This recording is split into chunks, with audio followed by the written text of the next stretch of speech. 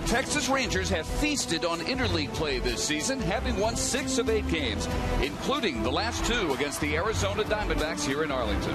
We've seen back-to-back stellar pitching performances by Colby Lewis and Matt Harrison. A 2-run homer by David Murphy Monday. And the game-winning hit by Craig Gentry last night. It's a different hero every game. Tonight, the Rangers look to sweep the D-backs with Scott Feldman on the mound.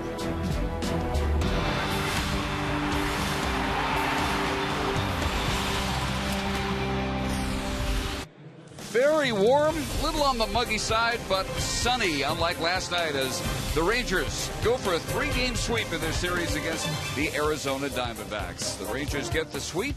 They will also pick up a half game on the idle LA Angels. And if all goes well, they will have a 4-game lead before the Houston Astros are next into the Rangers ballpark in Arlington. Today's game, we are participating in the Home Run Challenge. Today, every home run in this game raises $15,000 for prostate cancer research. You can make a pledge by calling 800-798-CURE. That's 800-798-2873. Or you could go online to www.pcf.org. Last night, 2 outs, bottom of the 8th, and Craig Gentry delivered the only run of the game. Next, the Rangers go for the sweep.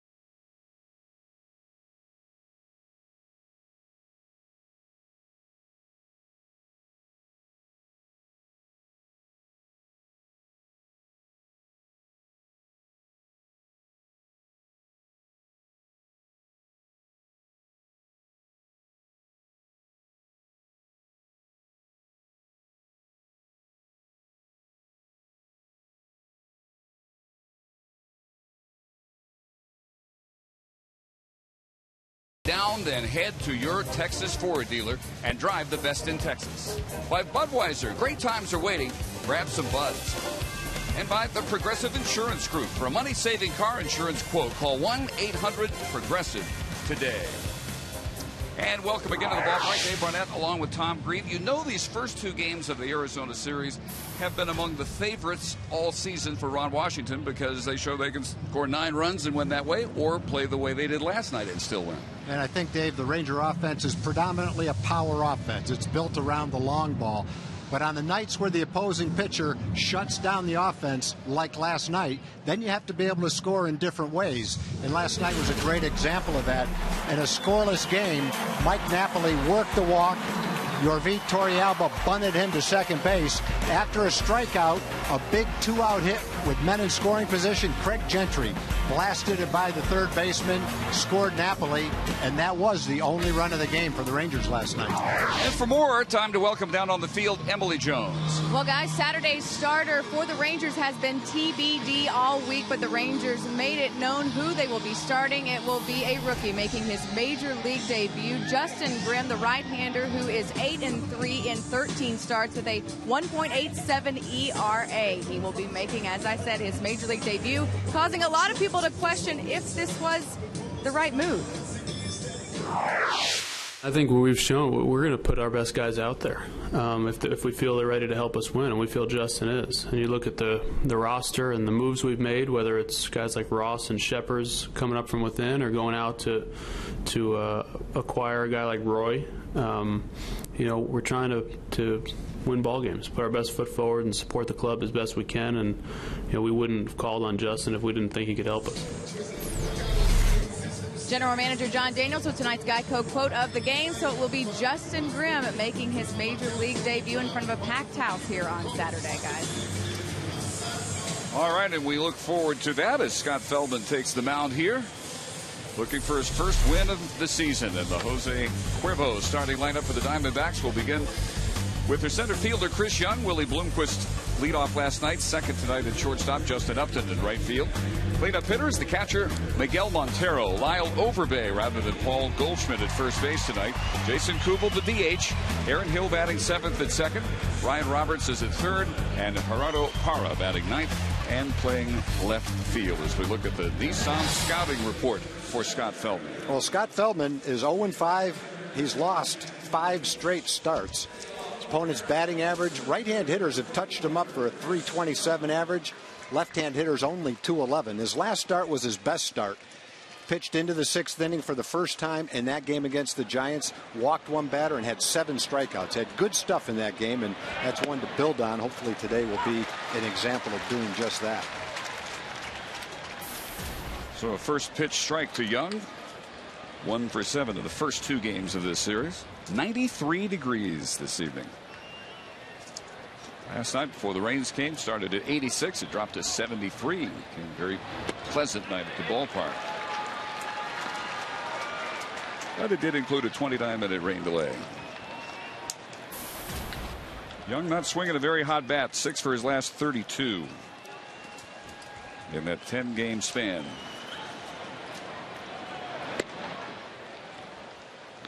For Feldman, his first 6 starts this year have not gone well. He's 0-5, an ERA of 7.13.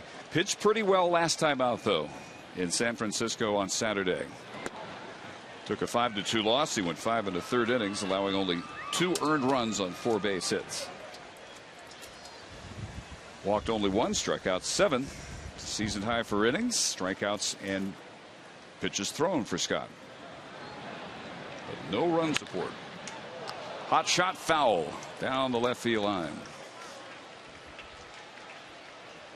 Scott, in the game against San Francisco, it's really the first time consistently where Scott had his cutter working one way, the sinker breaking the other way, and a good curveball to go along with it. All his pitches were working well in that game. That's why he had 7 strikeouts. 2-2 pitch. It's not that easy to pitch in long relief, pitch sometimes once every 10 days, and then jump right into the rotation and be at the top of your game. But now Scott's had 5 straight starts. He's gotten used to the routine, and he should be ready tonight to throw as many pitches as Ron Washington wants him to and be consistent. Well, Young continuing to battle him. 7th pitch at the at-bat. Nothing resolved yet. 9-1 and 1-0 losses for the Diamondbacks, ending their 5-game winning streak coming into Arlington. They've lost their last 7 meetings against the Rangers, and Feldman freezes Chris Young with the curve for strike 3. Well, he'd seen a lot of fastballs, and he just wasn't ready for the curveball. He drops a nice slow curveball right in the top of the strike zone, and Young was just surprised by the pitch. It's Eric Cooper, home plate umpire tonight, with Marty Foster at first, Tim Timmons at second, Jeff Kellogg at third. So one gone. Here's the shortstop, Willie Bloomquist. Willie 1 for 4 with a double last night in his final at bat. And nearing the 300 mark for the season. Another good looking breaking ball. Yeah, when Scott's throwing the sinker and the cutter, the changeup almost works. The curveball almost works like a changeup. It breaks sharply, but it's a slower pitch, and you could see Bloomquist way out in front of it.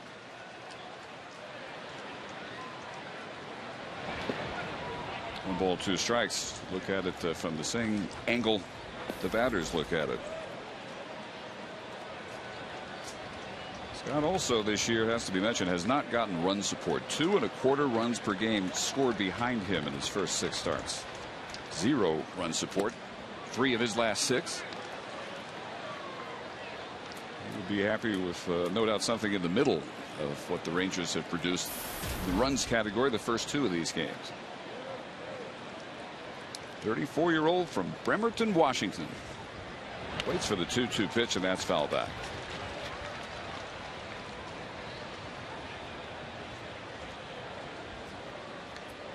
From Washington, drafted by Seattle, Bloomquist in the 3rd round, 1999, out of Arizona State. First Sun Devil to play for the Diamondbacks. And Bloomquist goes down reaching for another good-looking Scott Feldman curve. Well, it's almost the same story as the first pitch Bloomquist swung at, which was a curveball. Fooled by it. That one broke sharply out of the strike zone, and Bloomquist had already committed to the swing and couldn't stop it. 2 up, 2 strikeouts, and here's Justin Upton now, the right fielder.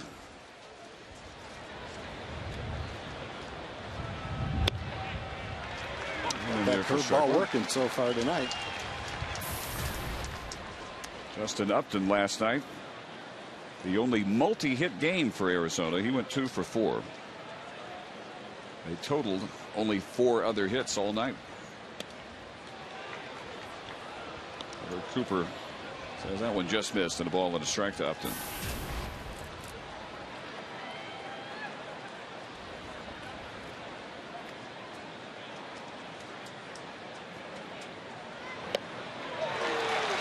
There is a changeup. Said the curveball can work like a changeup, and that was a real changeup. Watch the ball drop. It comes in about 7 or 8 miles an hour slower, and Upton was fooled by it and missed it by quite a wide margin.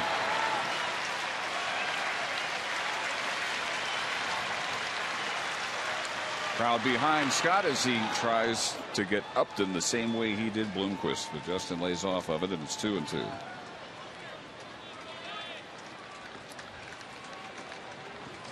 Diamondbacks have dropped 2 under 500 because of these first 2 games here. 30 and 32, 9 behind the Dodgers in the National League West, 3rd place. A little bit up and into the full count.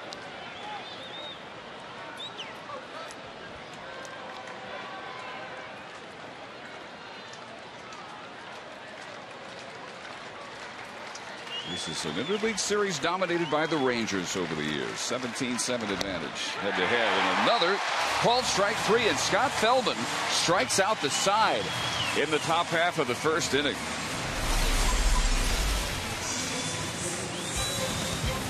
Nothing for the D-backs. Rangers coming to bat.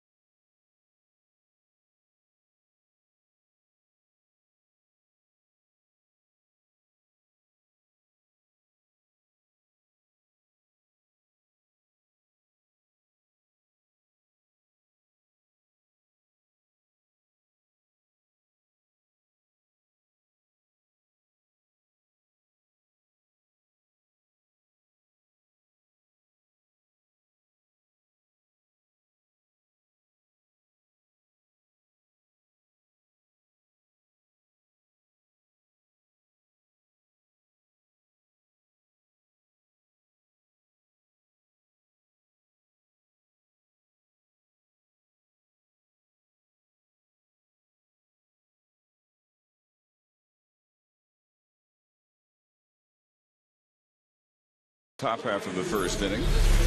And the Jose Cuervo starting Ranger lineup will begin with Ian Kinsler DHing today. Elvis Andrus hitting second. Josh Hamilton is in center field.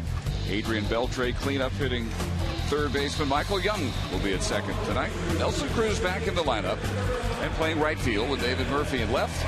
Mike Napoli catching. Mitch Moreland batting ninth and playing first base against the 25-year-old Daniel Hudson. Now, Daniel Hudson spent about a month on the disabled list. He had impingement in his right shoulder, so he struggled a little bit as far as his ERA goes.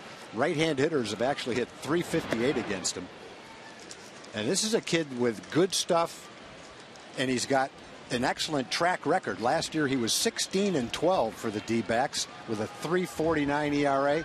The year before, in a partial season, 7-1. High fly ball out to right field, and Justin Upton is there. Check the Home Depot Diamondbacks defense. Outfield of Parra, Young, and Upton. Roberts, Bloomquist, Hill, and Overbay on the infield with Miguel Montero behind the plate.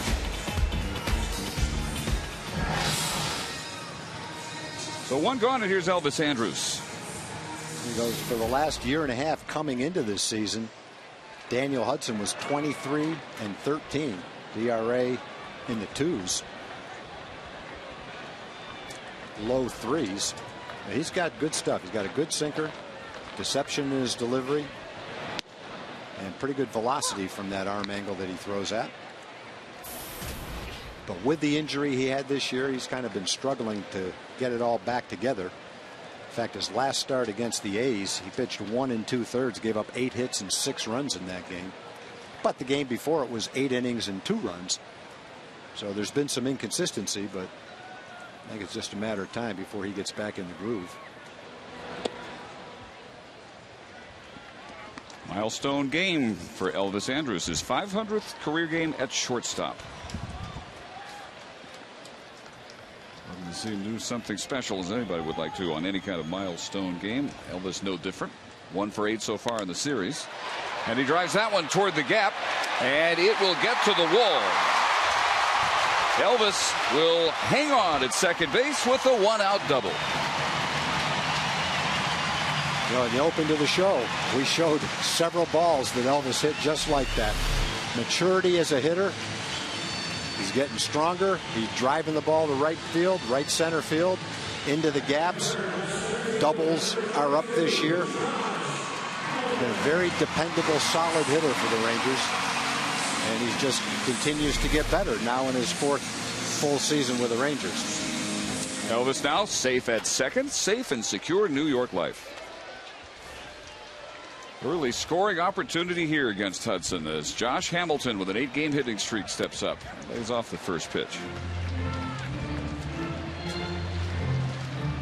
If you're Josh Hamilton, you can have an 8-game hitting streak and see your batting average lowered during that span. That's how hot he was. Season low, .335 coming into this game. An outside pitch taken, 2 balls and no strikes. And for the most part, pitchers stay away from Josh. They throw him a lot of off-speed pitches. Last pitch was a changeup. They try to get him to chase balls out of the strike zone, especially with first base open. Glance back as Andrus returning to the bag.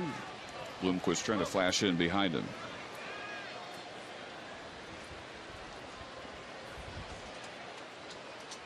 Hamilton has hit Arizona pitching well the few times he's gotten a chance to go head-to-head. And a high pop-up out into short right field. The second baseman Aaron Hill backs out and takes out number 2. Dave, we got some guests up here. Ken and Connor Wardle. They were the winners of a silent auction benefiting the Boys and Girls Club at Greater Fort Worth. So, Connor and Ken, thanks for being here. Hope it's a good view. We do the best we can up here, but right down there is Rangers Ballpark. You believe it? It looks awfully easy from up here. Glad you guys are with us. Adrian Beltre now stepping in. 10 homers, 37 runs batted in. He's off the first pitch, but in there for strike. Adrian down below 300, even though he has hit in 6 of his last 8 games. Had that average as high as 323 not long ago. And a strike at the knees. 0-2.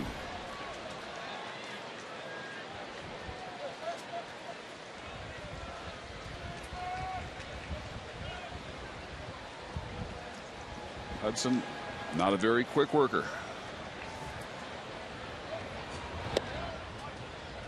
6'3", 225-pounder. He's 25 out of Lynchburg, Virginia. And Old Dominion, drafted in the 5th round by the White Sox 2008 out of ODU. And he goes back a ways with Justin Upton. They played Little League ball together for the Virginia Diamond Builders. Into right center field, and that'll fall for a base hit. And a 1-0 Ranger lead. Well, it was a 2-out base hit with a man on second to win the game last night by Craig Gentry, and early in the ball game, after Hamilton popped up for the second out, Adrian Beltre, who at one time was down in the count 0-2, lofts a soft line drive into right center field to put the Rangers up by 1. Good start for the ball club. Love those 2-out hits with men in scoring position.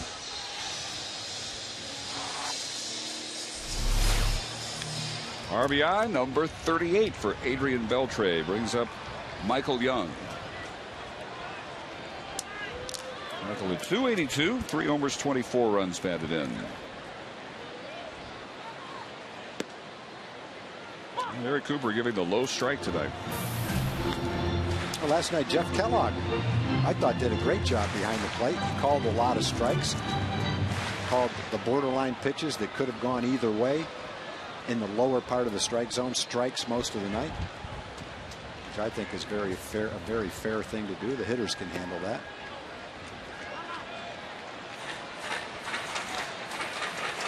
Michael emerging from a tough month. Most of May he scuffled, but his last 17 games he's at 324. 7 multi-hit games out of his last 17. That's the Michael Young everybody knows best. Reaches for that one, and it's 1-2.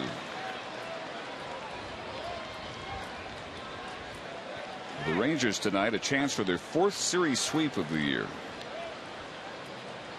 And a chance to pick up the half game on the idle Angels. 3.5 game lead is still the largest of any of the divisions in the American League.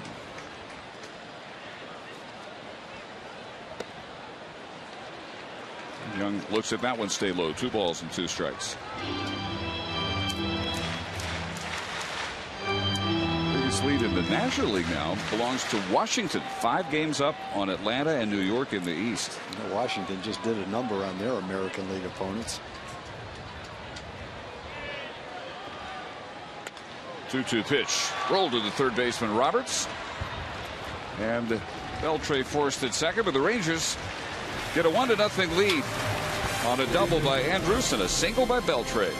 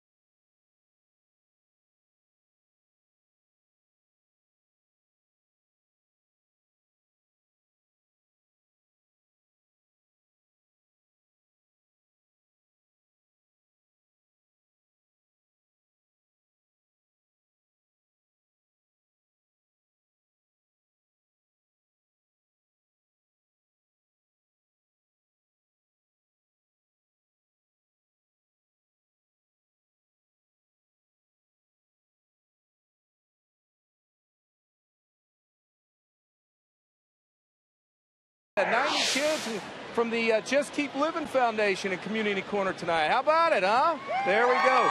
Just Keep Living is the Matthew McConaughey Foundation, and Matthew McConaughey, Just Keep Living Foundation, and the Texas Rangers Foundation joined together. They had a big day at the ballpark tonight. They get to meet Matthew McConaughey as well as Nelson Cruz. Had a picnic, had a 2-mile run, had a big time.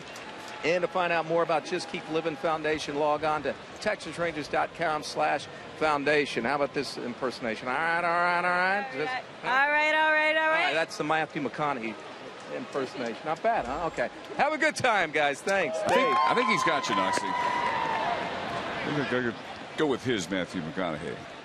Miguel Montero leading off the second inning. Ball and a strike. Responsible for the only Arizona run in this series. 8th inning home run off Colby Lewis on Tuesday. Last night went 1 for 2. Now Overbay will be next, and then Jason Kubel here in the second.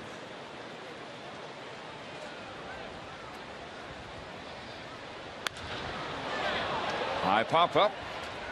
Out to left field. Sunfield out there. No problem, though, for David Murphy. Defensively, the Rangers with Murphy, Hamilton, and Cruz in the outfield. With infield at Beltrade with Andrews, Young, and Moreland. Napoli catching. To you by the Home Depot. So Scott Feldman retires the first 4 batters he faces. Now has the first baseman, Lyle Overbay. Yeah, the Sunfield is left field early in the game for a night game. It doesn't really affect the left fielder on a ball hit high like that. It's the line drive, the soft line drive, that gets into the sun because it's setting behind the stadium. You see David with his glove shading his eyes for the pitch. And if you have the misfortune of playing out there early in the game and have one of those semi-line drive, semi-fly balls hit to you that goes through the sun, that's when the guy in left field will have a big problem. That's got to be the most helpless feeling a left fielder can experience. Yeah, it's one thing if it's a high fly ball, because then you've got time to get underneath it and wait and see what happens. But on a line drive, you don't have as much time. And if you don't see it off the bat, it tends to stay in the sun and not come out. Usually a fly ball will go in it and eventually come out of it. But sometimes those line drives just stay right in it. And once you look and your eyes catch the sun, then it's really hard to focus on the ball. The 0-2 pitch. Base hit to left field. Overbay takes the turn as Hamilton tracks it down in the gap, and there's the first Arizona base runner against Feldman tonight.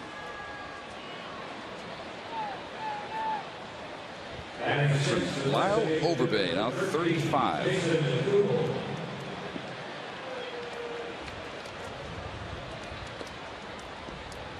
So 1 out, 1 on. Double play depth of the infield for the DH Jason Kubel. He's looking still for his first hit in this series. He came in a .299 hitter. He's dropped 12 points by going 0 for 8 in the first 2 games.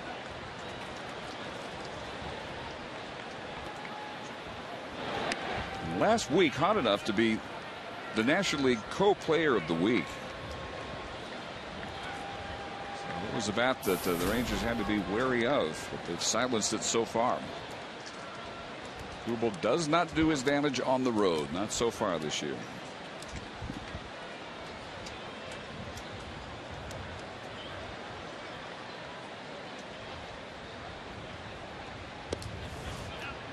Drew is outside, 2 balls and no strikes.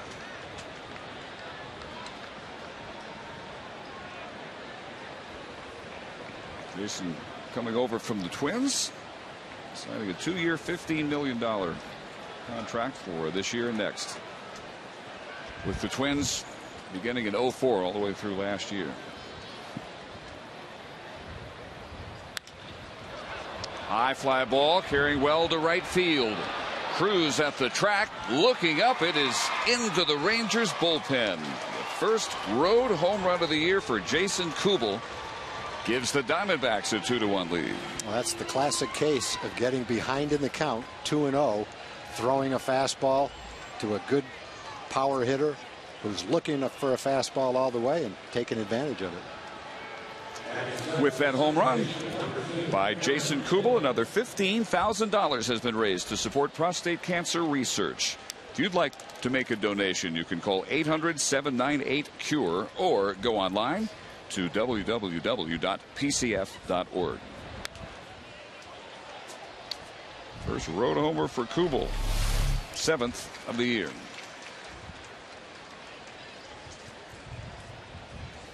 The hitters today are so strong. The pitch is belt high, which is the key. Even though it was outside, on the outside corner, hitters are so strong they can reach for that ball and still hit it out to right field. Ground ball from Hill into the hole. And call by Marty Foster has Hill safe at first base.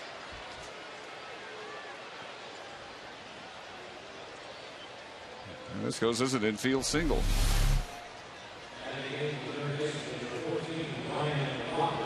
Really tough to see from that angle. Yeah, it looked like pretty much like a tie.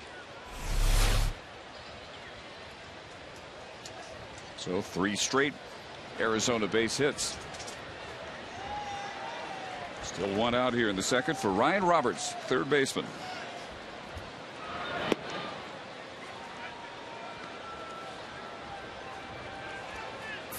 Roberts from Fort Worth originally. Still makes his home in North Richland Hills.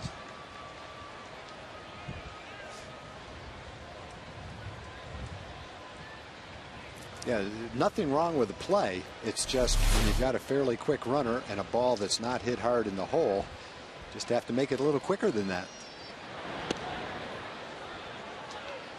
Roberts showing bunt. Takes ball 2.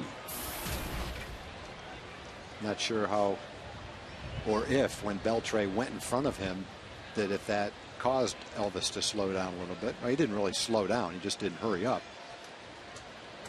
They kind of chatted with each other after the play.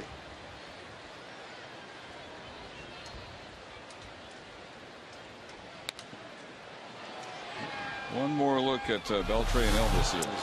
Beltre's going for everything he can get. He can't quite get to it, so he keeps on going. And it's hard to tell as Elvis fielded that ball if Beltre was somewhat in his range as he threw it to first base. It's hard to tell. But it might have prevented Elvis from getting it there as quickly as he could.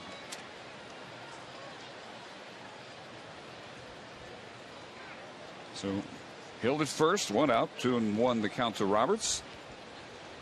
18th round draft pick by the Blue Jays out of UTA in 2003.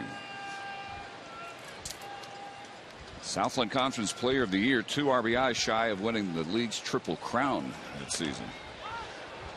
And a foul tip at the plate. Roberts from LD Bell High School, where he played football and baseball.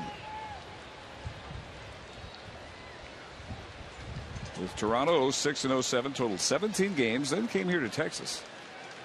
2008.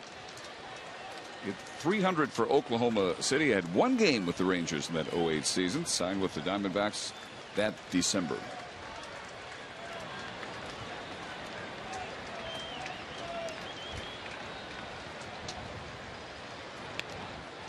Just reaches to get the end of the bat on that slow curve.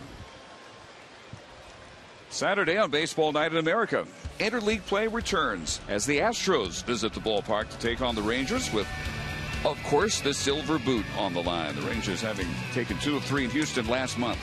Baseball Night in America, telecast presented by Budweiser, begins Saturday 6 p.m. Central only on Fox. Roberts just keeps fouling them off pitch after pitch. And that Saturday start will be Justin Grimm, just called up today, making his major league debut against Lucas Harrell.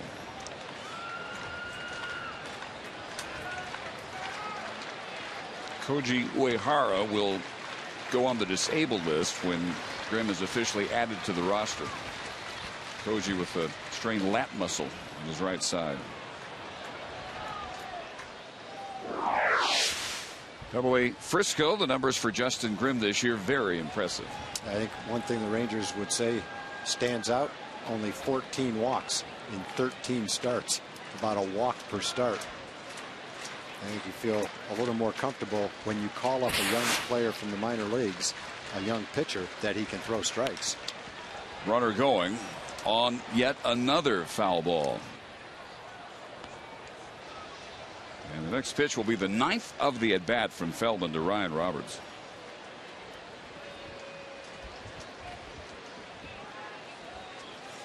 Houston in tomorrow to begin the series and face Yu Darvish, throwing Jordan Lyles. Yu again will be looking for his 8th win. Then the Grimm and Lucas Harrell Saturday, and Colby Lewis and Bud Norris 2 o'clock Sunday afternoon.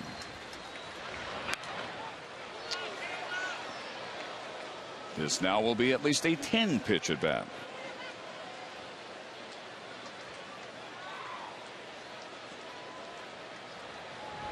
Astros today beat the Giants 6-3 after victimized by Matt Cain's perfect game last night. Angels are idle. Oakland won 6-2 at Colorado. And the other matchup involving the division, Seattle at home against the San Diego Padres. Feldman pitch count getting up now. This will be his 42nd. With the runner going, swung on and missed. Napoli's throw not in time.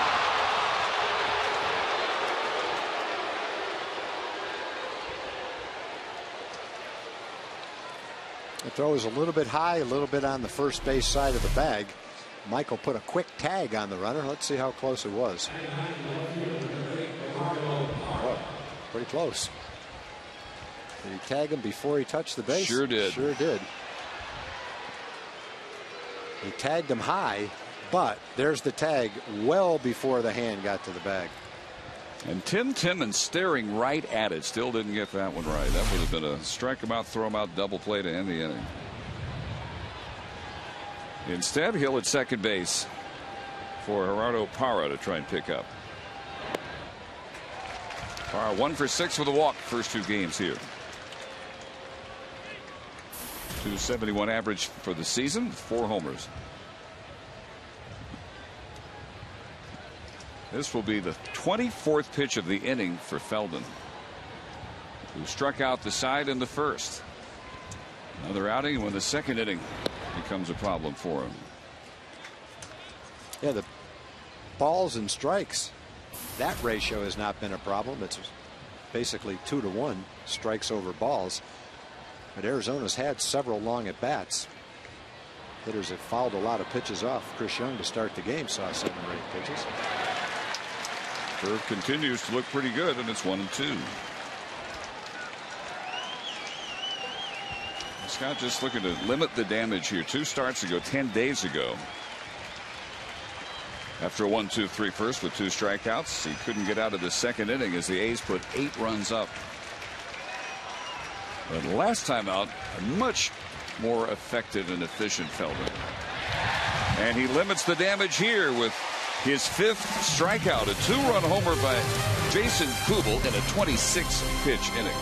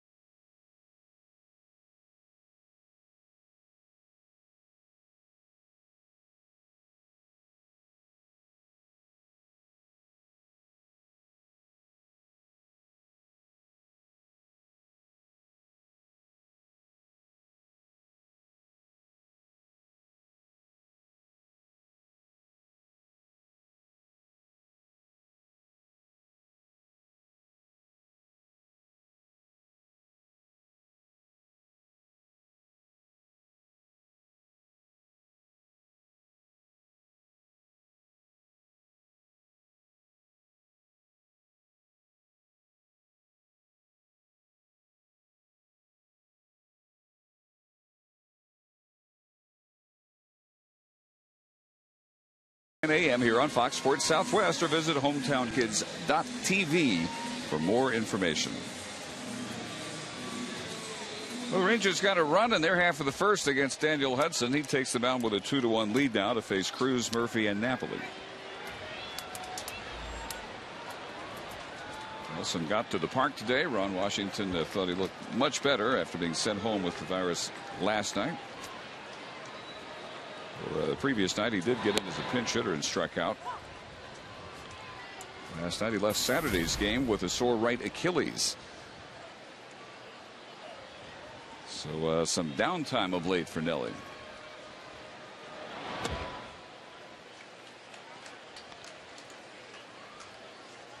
.260 average, 8 home runs, 36 runs batted in coming in. Last night struck out as a pinch hitter in the 8th inning, batting for Brandon Snyder, who got his major league debut playing right field in the 1-0 win.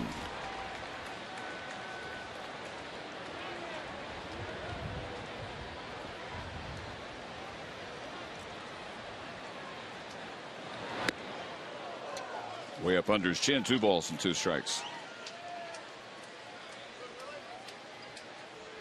In this 3-game winning streak, not everybody available, but the Rangers have outscored the Giants and the Diamondbacks 15-1 coming in. Now 17-3. After coming close to hitting, sounded like that got at least the jersey, but Cruz is not heading on to first base. Well, we saw Nelly get hit a couple weeks ago just like that. Jumping back. Uniform kind of bloused out and it ticked the uniform. Rips that one foul well back into the seats. It's surprising he didn't at least start toward first base. See if Eric Cooper would call him back or not. Guess it looked closer than it actually was. So ready for the 3-2 pitch. And gets him swinging off speed. First strikeout for Hudson. Let's go down to Emily Jones. Guys, one way to tell that this offense is beginning to work its way out of a funk is guys getting hits outside of their comfort zone. For example, Craig Gentry getting hits against righties and David Murphy doing so against lefties.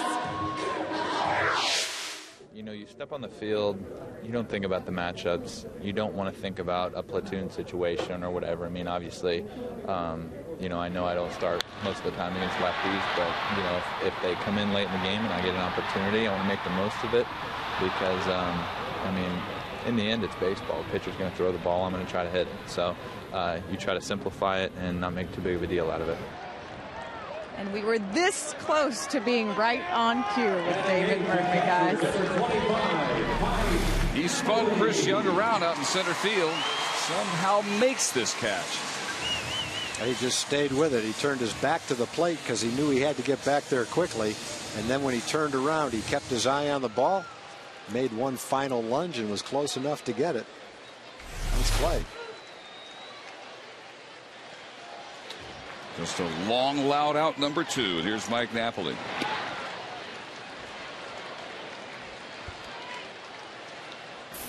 Mike at 250. 11 home runs. On base percentage has been improving the last few weeks. Taking more walks. Takes it the first 2 wide here.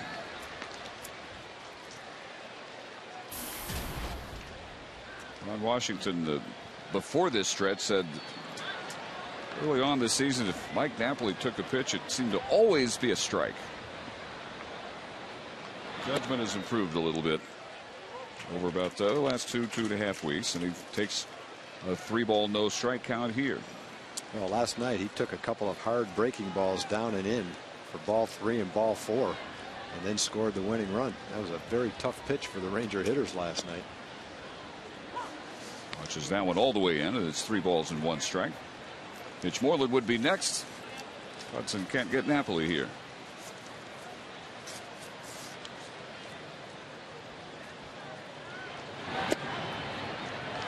At the knees, Napoli had dropped the bat, ready to head down to first. He was sure that was low.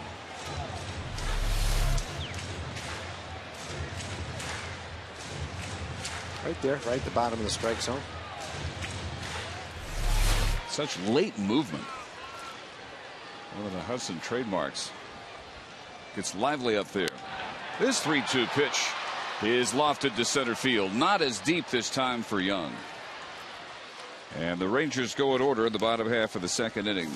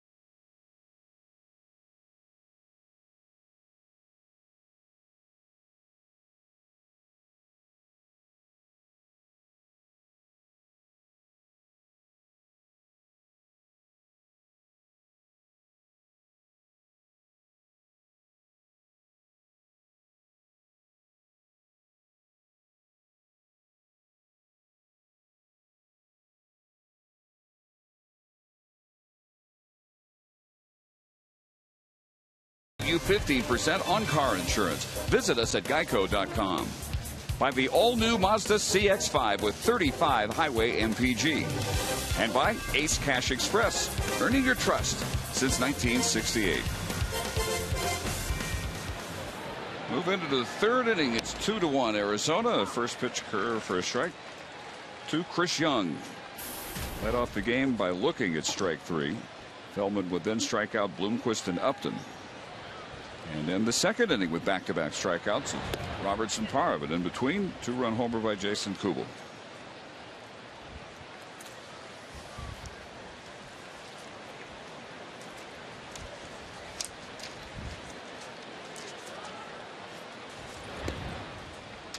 And 2 balls and a strike. Chris Young, 16th round pick out of Bel Air High School in Houston in 2001 by the White Sox. He only became an everyday player at Bel Air as a senior. A little bit of a late bloomer, one of the top baseball programs that Texas has ever produced. White Sox projected him as a 10th round pick. He fractured his left wrist in a playoff game against Elkins High School and fell to the 16th round. Well, the Rangers drafted several young high school outfielders, athletic outfielders like Chris Young, higher than Chris Young was drafted. And so they expect a number of those kids eventually to get to the big leagues and be that same kind of player, athletic, middle of the lineup guys, guys that can play center field. Another big crowd tonight. Should be somewhere over 40,000 we expect. Young now 28. Arizona got him in the Javier Vasquez trade 2006. Sounded like a broken bat as he rolls it out to Beltre for out number 1. With group pricing in multiple seating areas, a Texas Rangers game is a great place to host a party. Tickets for groups of 20 or more start at only $10, and all-you-can-eat seats for groups start at only $31. Reserve tickets for your outing at texasrangers.com/groups or call 972-RANGERS. One gone here in the third. And now Willie Bloomquist, who struck out swinging in the first. Pops this one up on the right side. And in foul territory, there is Moreland for a quick out, number 2.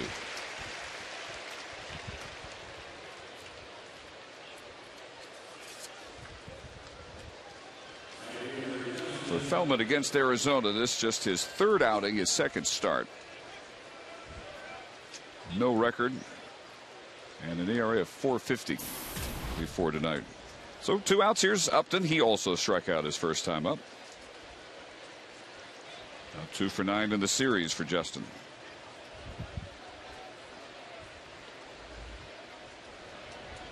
Upton, a 2-time All-Star, including last year. Also won his first Silver Slugger Award last year. It was 4th in the MVP balloting for the National League.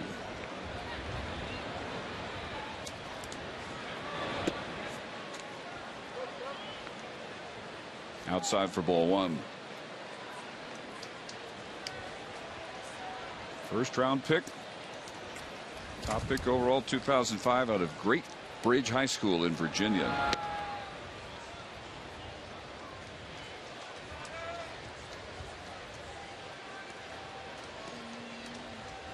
His brother BJ, 2nd overall pick 3 years prior to that in the 2002 draft.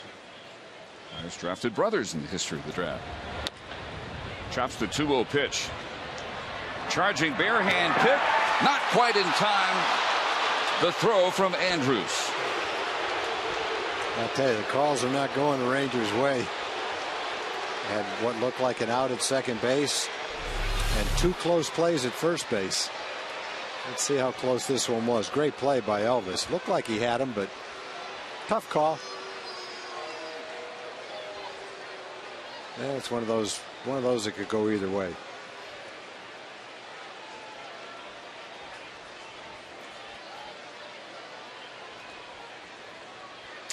Got to slow it down that much, but yeah, it does look like the ball beat Upton to the bag. And Ron Washington trying to make that case as well to Marty Foster. Yeah, I think if you're Ron, you're saying, okay, we had 2 like that. We got to get one of them. But Marty Foster's right on top of him. He's looking at him. He doesn't have the benefit of the replay. And to me, anytime you have to look at that play from different angles in slow motion 2 or 3 times, you can't second guess the umpire. So Upton aboard with 2 outs, and here's Montero. Montero flied to left, leading off the 2nd inning.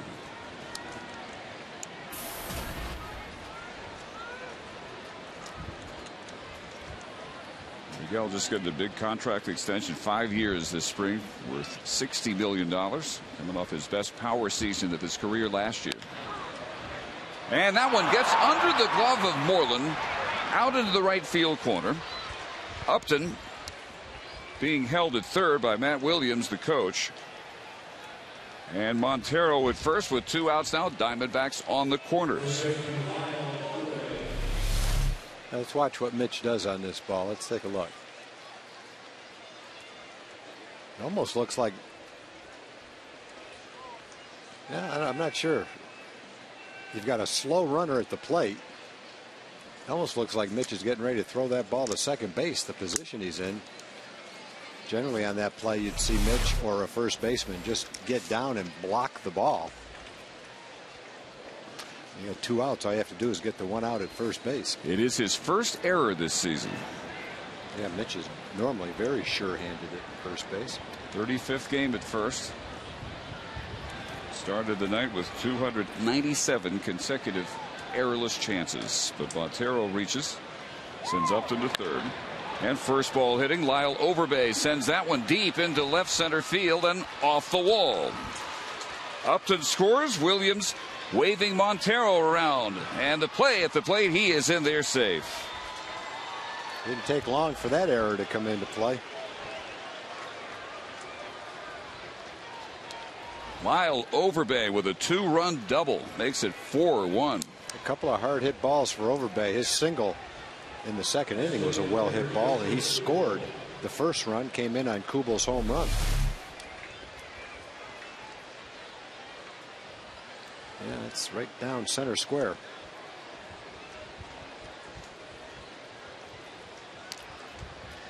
Hamilton chasing it, running out of room though, and it's now a 3-run game, couple unearned runs. Scott Feldman victimized again. Has not had much run support, and some untimely errors committed behind him. Yeah, you get 2 outs, and then Upton hits a little ground ball and barely beats it out, and Montero hits a ground ball to first. Looked like a sure last out of the inning. Goes into right field. Next pitch, 2-run score. Time for the AT&T U-verse reverse replay. This was Jason Kubel driving it 380 feet into the Ranger bullpen, his 7th home run of the season, making it a 2-1 Arizona lead.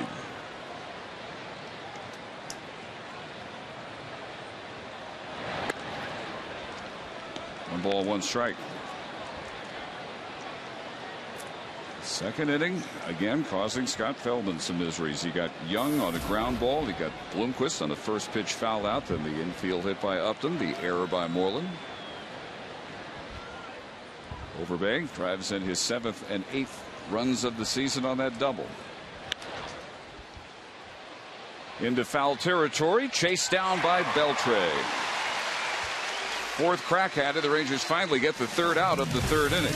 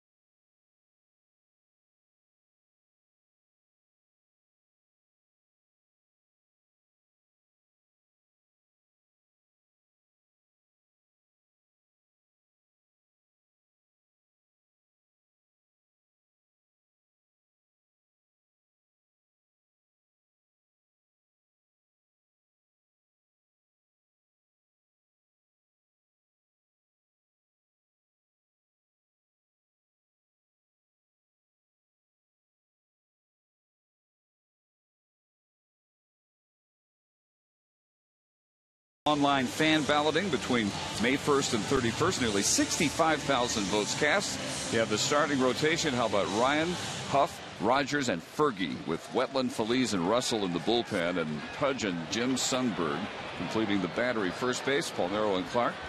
Kinsler and Michael Young, top 2 vote getters at second. Michael, the leading shortstop vote getter, with Elvis behind him. And Buddy Bell and Steve Buechele at third, with that outfield group. Juan Gonzalez, Josh Hamilton, Rusty Greer, Nelson Cruz, Jeff Burrows, and the DHs, Gonzalez and Palmeiro. Hope everybody that participated in the online balloting to select that 40th anniversary all-time team enjoyed it.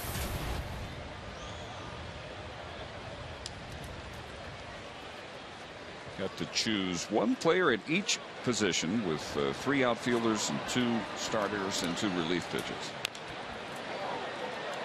Mitch Moreland at the plate after his first error of the season. Preceded the 2-run double by Lyle Overbay. And he has been making every play. As you point out, Tom, it's just something that looks so routine to him. It's all the more surprising. 6 for his last 12, though, in this 4-game streak. Yeah, I have to say, you know, throughout the course of the season so far, there's been so many times where the Rangers have made an error and bang, right off the bat, 2-run score. And that just not getting away with many of those errors. You know, they like to make an error and have the next pitch be a pop-up and get out of the inning and go, whew, that didn't matter.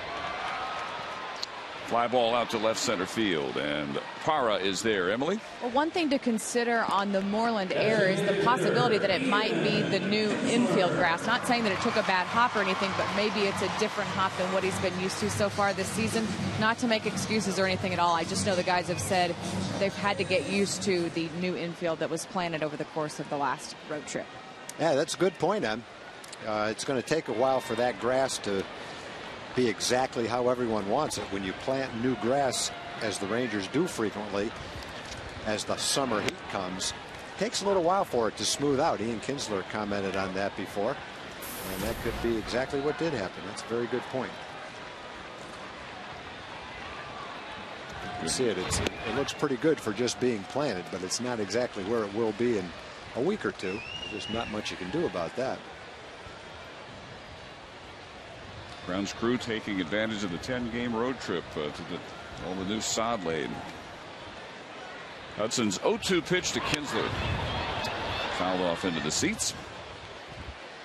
Yeah, and if that was your yard, you'd be talking about your perfect yard. Yes, you would. And it will be perfect for our infield. It's just not quite ready to be perfect yet.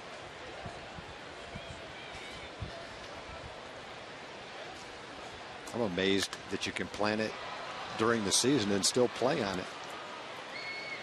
Center fielder Young for out number 2. Coca-Cola Total Family Packs are available for most Sunday through Thursday Rangers games in upper or lower reserve. You'll save up to 50% on 4 tickets, hot dogs, and Cokes. Plus, get 2 Kids Zone wristbands and 1 souvenir program. Order online at TexasRangers.com/family. 6 in a row retired by Hudson since the RBI single in the first by Beltre. That brought home Elvis Andrus, who had doubled with 1 out.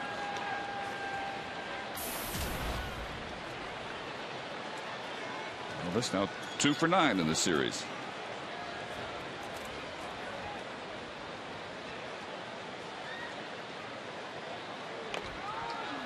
Bunt his way on here, fouls it off. Have some people to thank, Dave, and to also mention Jennifer Jeffis from Rockwall, Texas, sent up her version of magic cookie bars to bring the Rangers some good luck tonight. Birthday cookies from Mason Willard from Rockdale, Texas. He's celebrating his 7th birthday at the ball game tonight. So again, thanks for celebrating your birthday by sending us cookies. Very nice of you.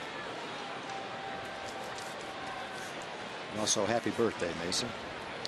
Also, Rachel Scribner from Medill, Oklahoma, sent up her Brownies Supreme.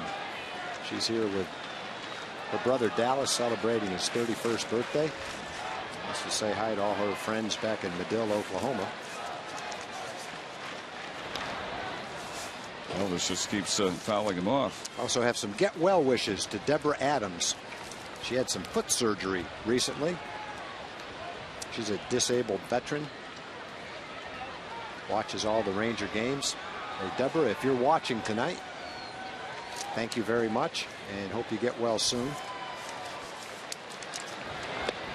Also have some visitors from Australia to mention. Graham and Adrian Coulter from Murray Bridge, South Australia, and Terry and Linda Jones from Perth, Western Australia. They're guests of George and Leslie Stewart from Whitney, Texas. They're here tonight, enjoying the ball game. 2-2 up the middle, a base hit for Elvis. Well, that's exactly what he's trying to do. Hit the ball hard back through the middle, especially with 2 strikes. He's had 2 good at bats today. Drove the double into the gap and scored. And now battling up there, he gets a pitch inside, keeps his hands in, uses that inside out swing and rams it right up the middle for a base hit. Also have happy birthday wishes to Paul Sine from Garland. He's 90 years old today. He actually went gambling today at the casino, but he promised he'd be back for the game. So, Paul, I hope you had a big day today on your 90th birthday. Hope you had a nice winning day at the casino. And now that you can enjoy Ranger baseball. Hamilton fouls off the first pitch. We got one more birthday greeting. The boss, John Blake's birthday. John Blake's birthday today. Wow. Don't want to forget that. Happy birthday, John. Thought John might come by and have some of our birthday cake over here, but you can slap some candles on there. John's been on a pretty strict diet over the last couple of years. He's lost a bunch of weight. He wants to keep it off, so he works diligently on his figure. Every now and then our viewers have the pleasure of hearing John talk to Jim Knox. Saw him the other night talking about fan balloting for the All-Star game.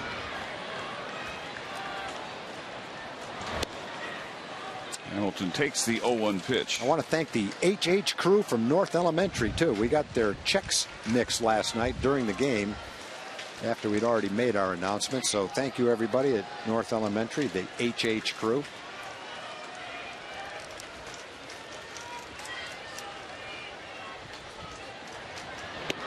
Way inside and a snap throw to first base. Andrews is back. One of the best arms of any catcher in a while. Montero throwing out 40% of would-be base stealers this year. Generally, anything above 30% is pretty impressive in this era anyway.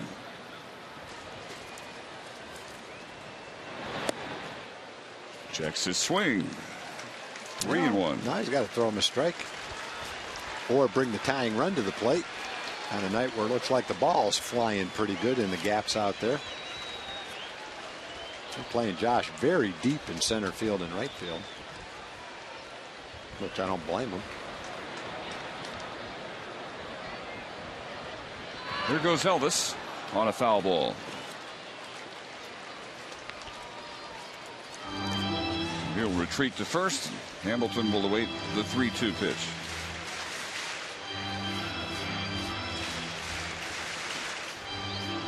Eight-game hitting streak for Josh.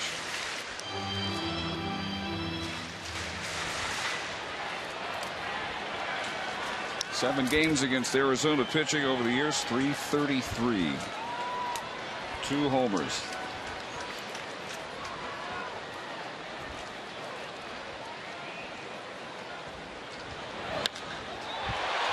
Left field. Hara onto the warning track for out number 3. Pretty good ride from Josh, but the Rangers settled for just a 2-out single by Elvis Andrews.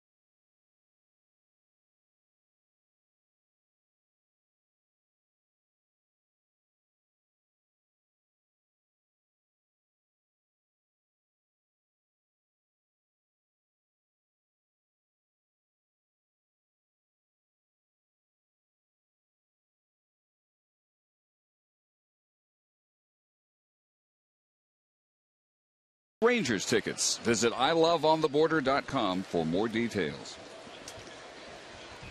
Dave Barnett and Tom Grieve into the fourth inning, a 4-1 Arizona lead. Bottom third of the new order will begin with Aaron Hill, then Ryan Roberts and Gerardo Parra. Hill an infield hit, stole second his first trip.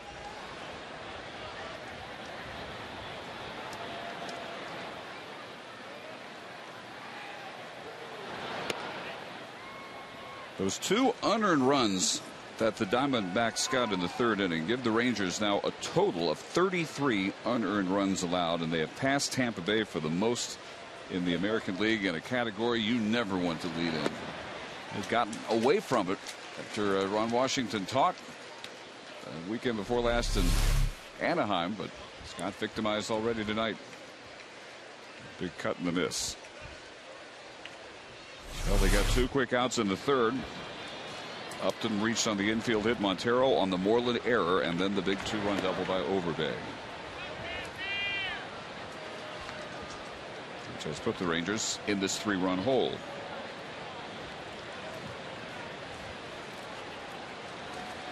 2-2 to Aaron Hill, former LSU Tiger and a first rounder by Toronto in 2003.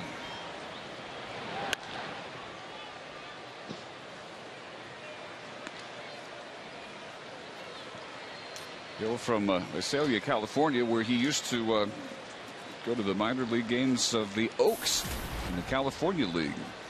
He says the reason he signs as many autographs as he can every night is because he used to be that kid. He would get all the autographs he could from the Oaks. That's exactly what every big league ball player should feel like. Would you like it when the big league players sign autographs for your son someday? Did you like getting autographs when you were young? And if the answer is yes to those questions, then stand out there and sign autographs. No excuse not to. 2-2 pitch is hit high and deep to left field. Murphy on the warning track makes the catch. Jim Knox has a special guest. All right, thanks, Dave. Look who we found here. Pro golfer Rory Sabatini, who's so much a big-time Ranger fan, he's bypassing the U.S. Open, right, Rory? Oh, you're right. I'd rather be here than out there in San Francisco. There we go. Well, we're good to have you here. I know you're a big Ranger fan, but went to the University of Arizona, so you're also a D-back fan. You're wearing the Ranger hat. That's good. But looking at the U.S. Open, you talked about an unknown guy winning it this week. Who would that be? You know, I like Ryo Ishikawa's chances this week. I think he's hitting the ball well, and he's playing well. He's been doing a lot of hard work, and you know, I think he's maturing very well in the sense of his capabilities as a professional golfer. All right, there we go. In Arizona, by the way, in the College World Series. What do you think about that? Well, all I can say is go Wildcats. Go Wildcats, but tonight go Rangers, right? Exactly, exactly. You know what? I'm waiting for those late innings. That's when they come on strong. There we go. All right, Rory, good to see you. Enjoy the rest of the game. Dave? All right, Jim, thanks. Thanks. 1-1 count to Ryan Roberts. The former UTA Maverick. Local product all the way. LD Bell lives in North Richland Hills still in the offseason. It's pretty cool seeing Rory Sabatini there with a Ranger hat and a Ranger shirt on. Base hit to right field, taking him a hop by Cruz. And Roberts is aboard with 1 out here in the 4th inning. Yeah, over the course of a season, we see a lot of golfers out here during the couple of tournaments that are played in the area. There's golfers out here every night. We've had golfers throwing out the first pitch. Golfers like Rory sitting in the stands watching games. That's great. A lot of the players like to golf. They admire the professional golfers. I think they always appreciate it when pros from other sports come out to watch their games. You can see a lot of the Rangers at the Maverick games or the Stars games and vice versa. They're always very well received in the clubhouse when they show up. Yeah, they always kind of seem in awe of each other. Yeah. Yeah, I'm always amazed, not amazed, but surprised when you hear a 6'6", 260-pound lineman say to one of the players, I would never stand in the batter's box and try to hit a 95-mile-an-hour fastball.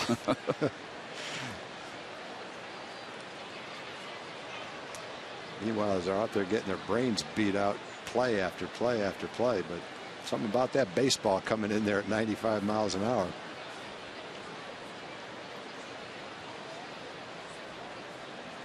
Gerardo Parra waiting for the 1-0 pitch. And grounds that one to Michael Young. He starts a 4-6-3 double play. Young to Andrus to Moreland.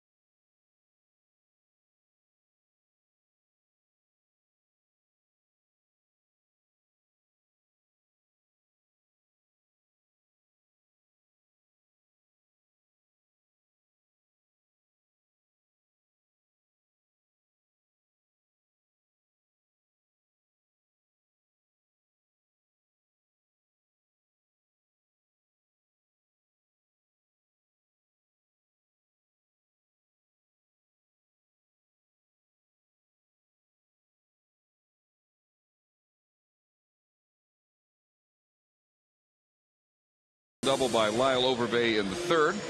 And Daniel Hudson has been very strong. He's retired 7 of the last 8. He gave up only a run in the first on an Andrus double and an RBI single by Adrian Beltre. Only one man has reached since then. That was Elvis with his 2-out single in the third. So the Ranger half of the fourth will begin with Beltre. He'll be followed by Michael Young and Nelson Cruz.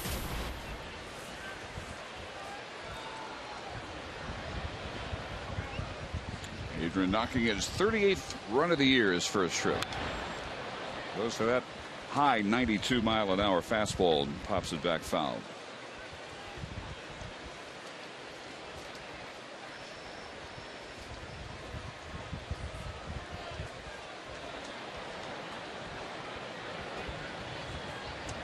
Exactly what Eric Cooper sees and what Beltre sees. Sees part of his bat go flying past the mound as he grounds out to Hill. And it is time for tonight's AT&T trivia question. Tonight, Elvis Andrus' 500th career game at shortstop. Who are the only 2 Rangers with more games at shortstop?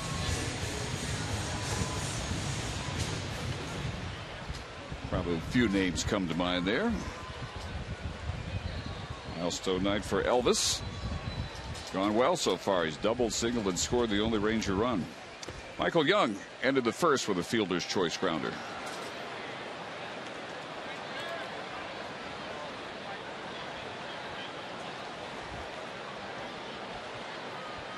Four runs on 6 hits, no errors, 2 left for the D-backs.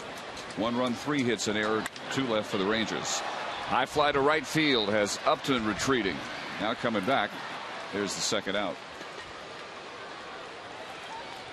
The Rangers just hitting a lot of fly balls, but they just haven't really connected on one other than the ball that Elvis drove in the gap. David Murphy hit one the best to center field that Young caught at the warning track. It's not quite connecting with a trajectory to hit it out of the ballpark.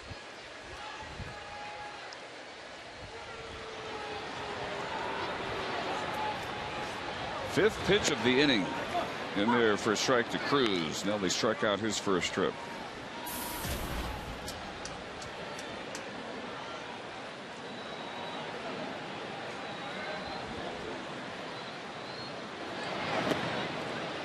His right Achilles feeling better. It caused him to leave the game Saturday in San Francisco in the 8th inning.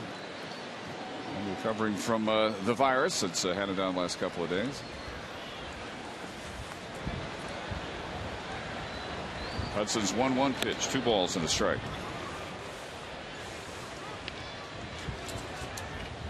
Seventh start of the year for Daniel Hudson. He's 2-1. The Diamondbacks have won each of his first 3 starts. And he's never lost in interleague play. He's 3-0. Way wide for ball 3. Hudson, part of the 3-team blockbuster deal at the 2010 deadline. And came over from the White Sox last year, his breakthrough season. Big cut and a miss for 3-2 count now for Nelly.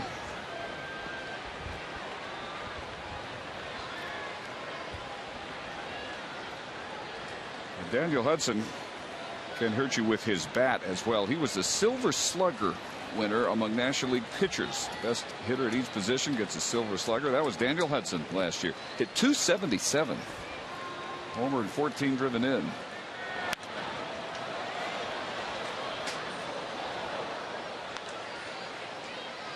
He started to immediately pay dividends when he came over. 7-1 and a 169 earned run average in his 11 starts after becoming a Diamondback. This is 3rd season in Arizona, 4th overall in the majors. And a big cut and a miss as Cruz goes down swinging for the 2nd time. A 1-2-3 4th for Hudson and the Diamondbacks.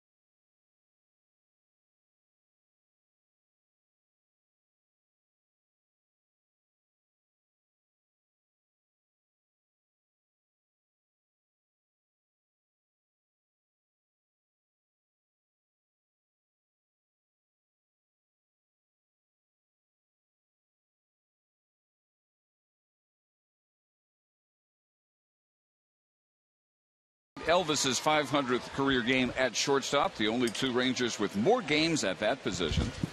Michael Young, quite a few more, 789, and Scott Fletcher, 511. Not Toby Harrow, which I bet was on a lot of people's minds. It was on my mind. You know, Scott Fletcher was the first professional athlete in the Metroplex to make $1 million. Right, I remember that. Is that right? Pretty sure that's true.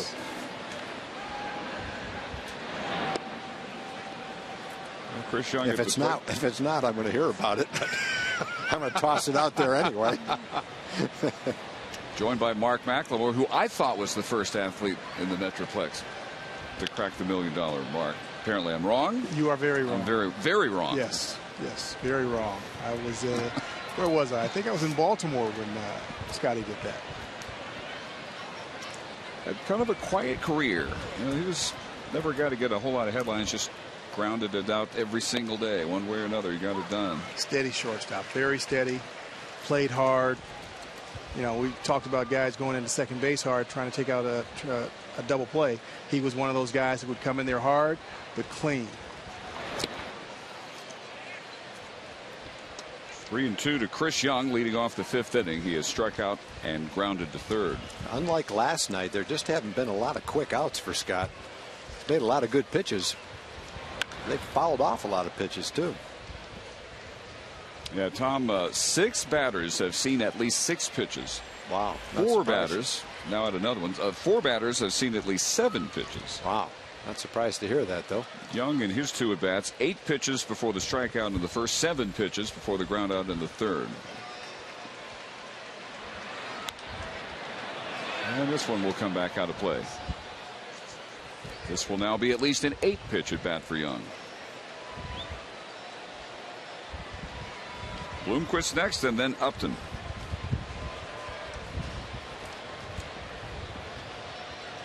'83rd pitch on the evening for Feldman. In on the fist and fouled off out of play again.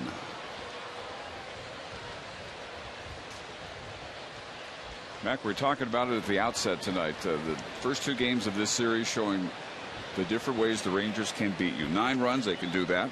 1-0, they can win that game as well. They can. This is a multifaceted team. They can beat you in a number of ways. They can beat you defensively, offensively with the long ball. They can hit the ball gap to gap. They can beat you on the base paths. They can beat you from the pitcher's mound, from the starting pitching, from the bullpen, the back end. They can beat you from pretty much any way you can imagine. Oh, and knocking Mike Napoli's mask clear off. Well, Ryan Roberts had a 10-pitch at bat in the second, and now Chris Young the same. And a foul ball dribbles about 15 feet away from home plate. Previous pitch. Bang.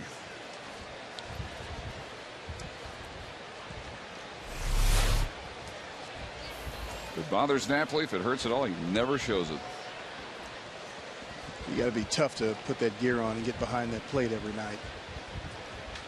That's not one of those positions that I ever thought about playing. Tag, what about you?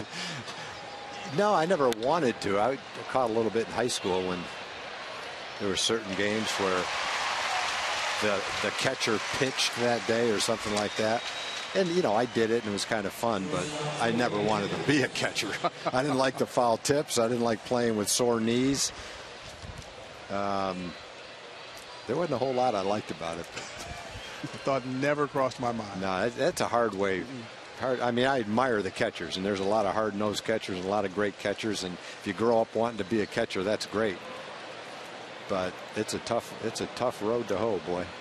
You got to be tough. You just watch these guys get the foul balls off the mask. They get them in the shoulder, the knee. There really can't be many days during the season where a catcher doesn't have something that's sore from catching. Bloomquist with a quick 1-pitch at bat. Scott Feldman can use a few more of those.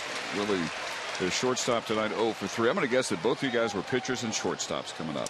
I never played shortstop. I pitched though, like everybody did, and I played outfield. I was a pitcher and shortstop. That was all the greats were, it seems. Yeah, you know, your idols all played shortstop. I know mine did. Ozzie Smith, Gary Templeton. That's who I emulated every time I put a uniform on, or even if I didn't have a uniform on, if we were just out playing street ball, that's who I wanted to be. Because you got to watch them as Padres, right? I did. I got a front row seat many nights. I was a junior Padre for years. Strike 1 to Justin Upton. Struck out, reached on a 2-out infield hit, and 2 batters later scored on the Overbay double.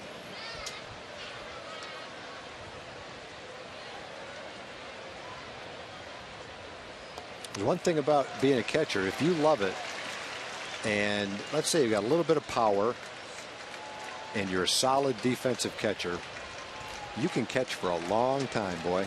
Yes, you can. And if you're a good guy, you know, a kind of a leader kind of guy in the team, heads up kind of player, you can at least be a backup player for years and years. A guy like Rick Dempsey played for 24 years. Now, he was a regular for a lot of that and a good catcher, but he kept himself in shape and caught for over 20 years. Yeah, well, his nephew, Greg Zahn. Yeah, he tried to catch him. Yeah. He tried to catch him. Ronnie had a very long career. Yeah, exactly. Upton looks at strike 3. Scott Feldman has his second 1-2-3 inning. We'll have more with Mark McLemore when we come back for the bottom of the 5th. 4-1 ball game.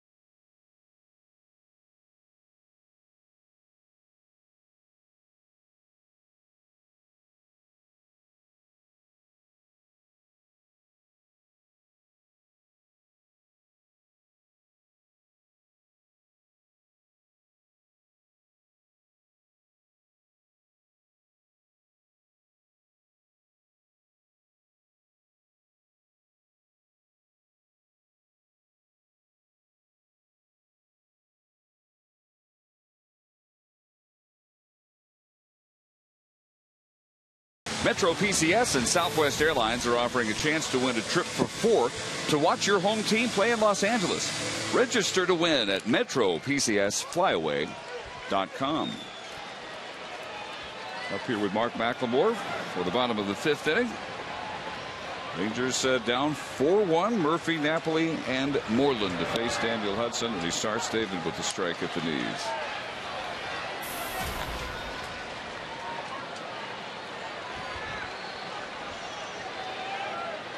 David retired first time up on a terrific play out in center by Chris Young.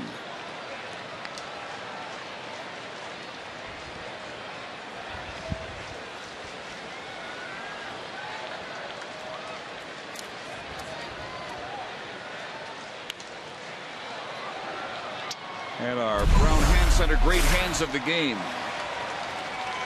on this drive. And spinning around. Finally has to dive under the warning track to bring it in. 2-2.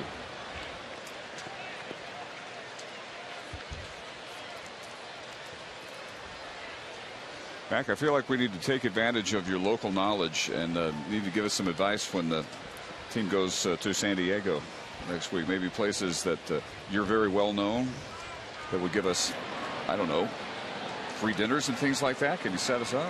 Absolutely not. And you know, people ask me that all the time, but when I give them their answer, they're so shocked. Well, I left San Diego when I got drafted at 17 years old. So I never went to, restaurants and nightlife. I never had that. But you're still a local hero. Come on. Not at all. Not at all. I was only a local hero at my parents' house, who now live here. Murphy grounds out to Hill. And let's go back to our Fox Sports Southwest studio for a Mazda CX-5 game break. Here's Sean Radigan.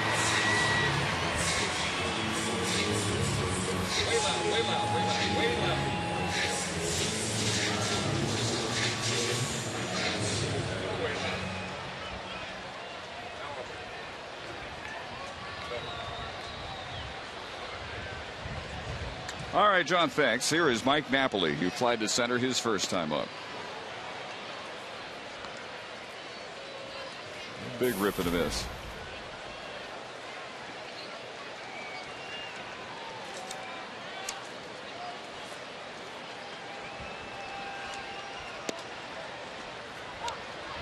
And there at the knees, no balls and 2 strikes.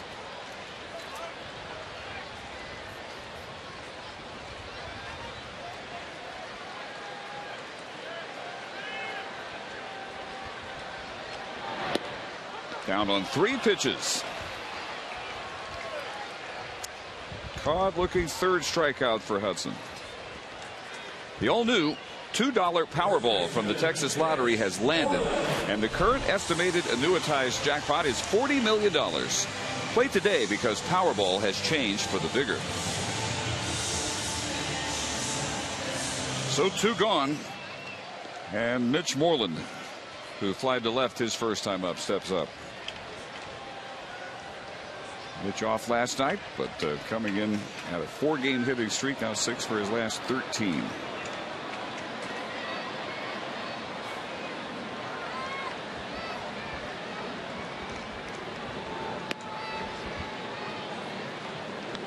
Rangers at 37-26, behind only the Yankees by a half game for competition for the best record in the American League.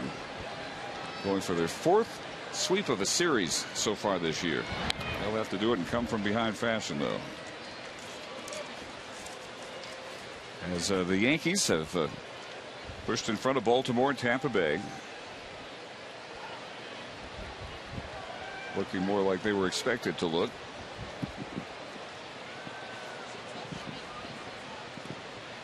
The record of 37-25. Grounded sharply. Overbay will make the play unassisted, and it's a 1-2-3 5th. I know you'll get some offense next time, Mac. I will. If not the 5th, the 6th.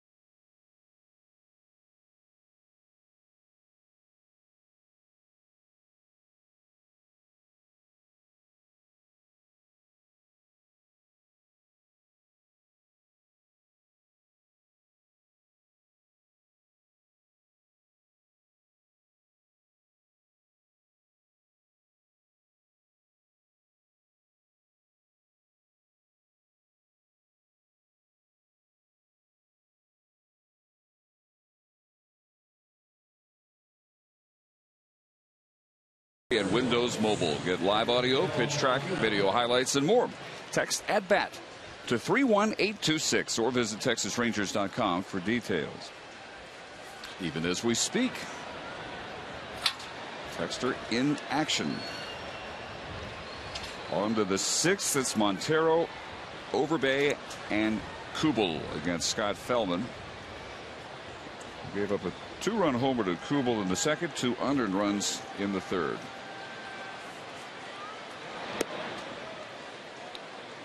And those unearned runs came as a result of a ground ball from Montero that went under the mitt of Moreland at first. It went for Mitch's first error of the season. Upton with 2 outs had proceeded with an infield hit, and then Lyle Overbay doubled them both home. Scott's doing a lot of good curveballs today. This game is somewhat similar to the Giant game. In the Giant game, he gave up 1 unearned run, walked 1, struck out 7. In this ball game, he's unfortunately given up 2 unearned runs. But even though he's had to throw a lot of pitches, he's had good stuff. He's had 6 strikeouts and no walks in the game. Diamondbacks have got his pitch count up there by fouling off a number of pitches. A lot of guys in the lineup have fouled balls off. There's been some long at bats. Tanner Shepard's now loosening in the bullpen as Feldman's next pitch will be number 95. 2 earned runs on 6 hits.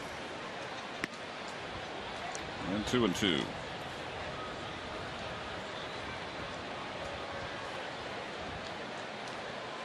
.64 strikes against 31 balls. Yeah, his strike to ball ratio is actually higher than Hudson's is. Fly ball to left field. Murphy going back, looks up over his head and off the wall. His throw into second base is on line but not in time, and it's a leadoff double for Miguel Montero. That ball shot out there. First baseman Lyle Overbay.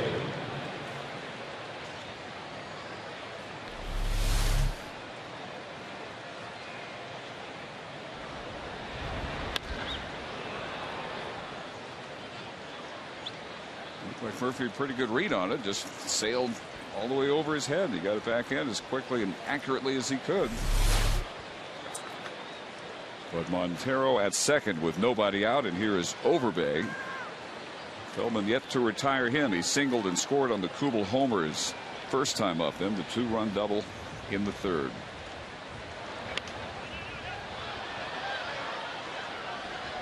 Overbay's got a couple of pitches out over the plate that he's driven to left center field.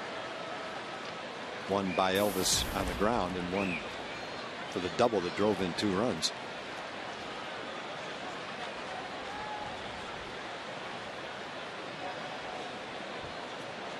Overbay with the Pirates last year as a free agent. They released him in August.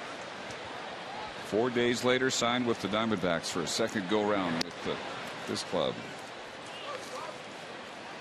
Also with them from 01 to 03.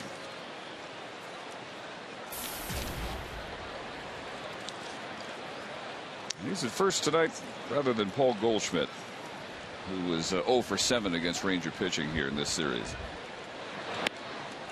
And for that one, fading away, 1-2.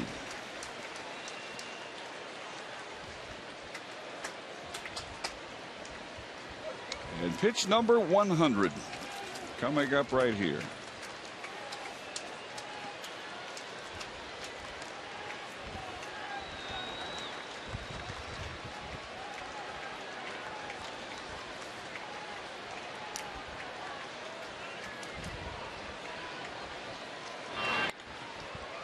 That is a fair ball. Into the right field corner it goes. It'll score Montero. Lyle Overbay with his second straight double, his third hit on the night, and his third run batted in. It is 5-1. He's hit some fastballs out over the plate. That time he hit a curveball down and in. Pretty good night for Overbay.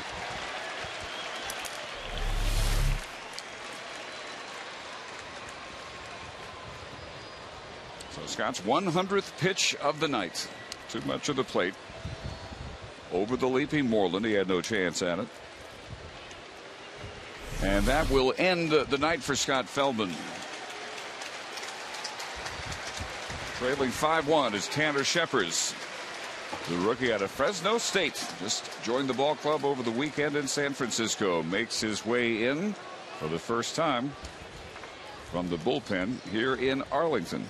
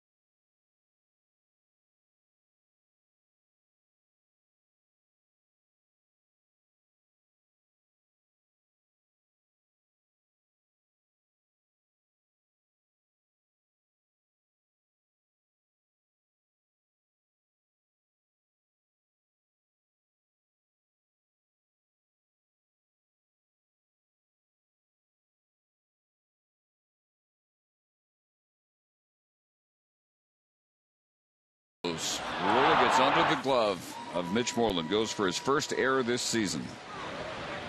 And it kept the inning going for the 2-run double by Overbay. And Overbay is now with another RBI double. Chased Scott Feldman and brought on Tanner Scheppers.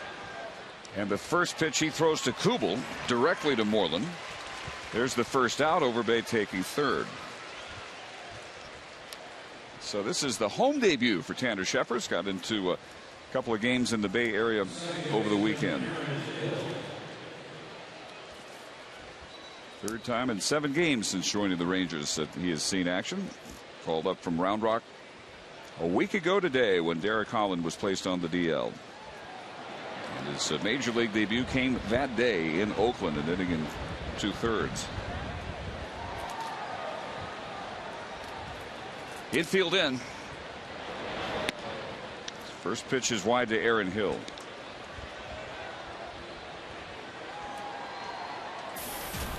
Ron Washington trying to keep this score right where it is. Hill has reached on an infield hit, stolen to base, and fly to left.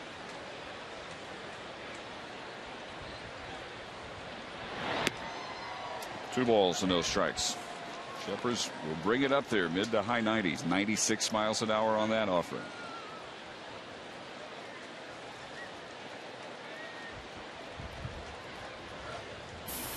Tanner at Fresno State, 3 seasons. He was injured though when they made their run to the College World Series championship in 2008. So that was really tough to watch because all he could do was watch. Couldn't participate in the big dog pile or know what it was like at Rosenblatt Stadium in Omaha. That became a high pick by the Rangers. Check swing by Hill. 3 balls and 1 strike.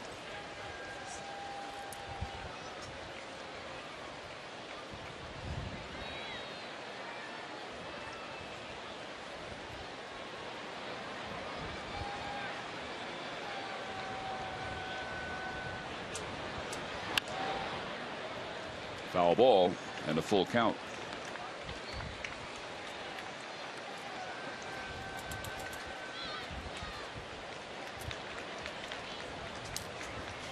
Tanner struck out the first batter he faced as a major leaguer. It was Josh Reddick.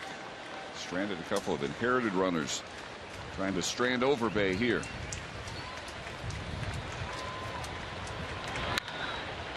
And base hit. With Elvis pulled in, no way to get to that ball. Overbay scores. Aaron Hill drives in his 24th run of the year. It's 6-1 Arizona. Let's check in with Jim Knox. All right, thanks, Dave. A big night for Jerry and Alyssa. You know, they came all the way from San Antonio. They get married in Fort Worth on Saturday. Decided to have their whole wedding party here at the ballpark tonight. Alyssa, why the ballpark? We just want to start our wedding weekend off with the Ranger game. There we go. Jerry, any second thoughts about Saturday? Absolutely. I came here to extend it. Wait, absolutely? Absolutely. I came here to change my best man with Michael Young, get Wiley out of here, and extend an invitation to Tom Grieve. And Tom, I'm going to need a backup plan if Michael Young doesn't work out. There you go. Okay, Tom may be a little busy, but good luck on Saturday. Good to have you guys out the ballpark. There we go. Can you work that into your schedule? I don't know if I can or not, but it's nice to be considered for that honor. It just won't feel complete if you're not there. I hear that. I know.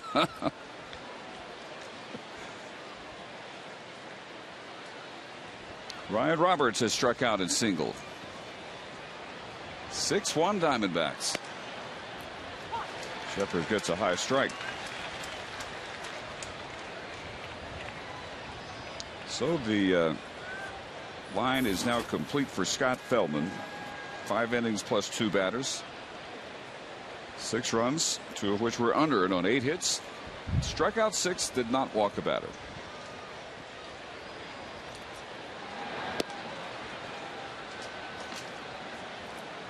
Through exactly 100 pitches, 68 were strikes. But barring a big rally, Scott will fall to 0-6.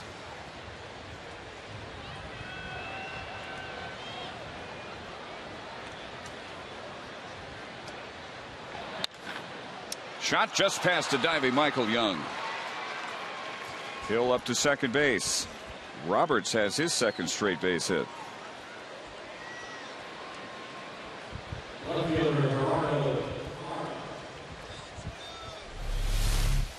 Oh, nice hit by Roberts. He's going to right field with a pitch out over the plate. Good swing. He drives it with some authority to right field for the second time. Just away from Michael.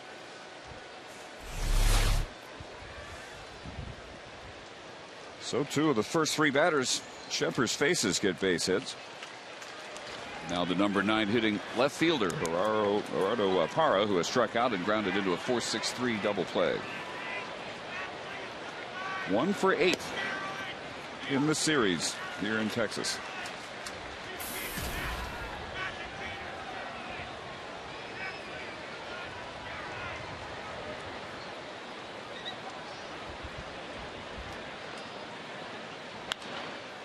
High pop up. We'll come back into the seats. 0-2.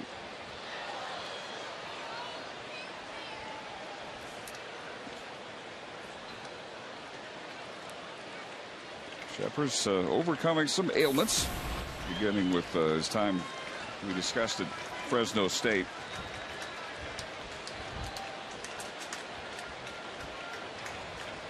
(8-2) that junior year before he was shut down before the College World Series.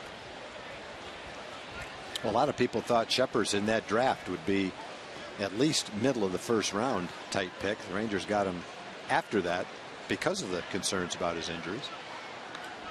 That one gets past Napoli. Both runners move up. Hill to third, Roberts to second.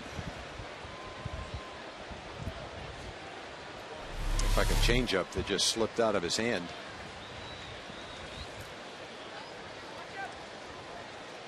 So a wild pitch. And the infield in again now, with Hill at third, Roberts at second. And the 2-2 count on Parra.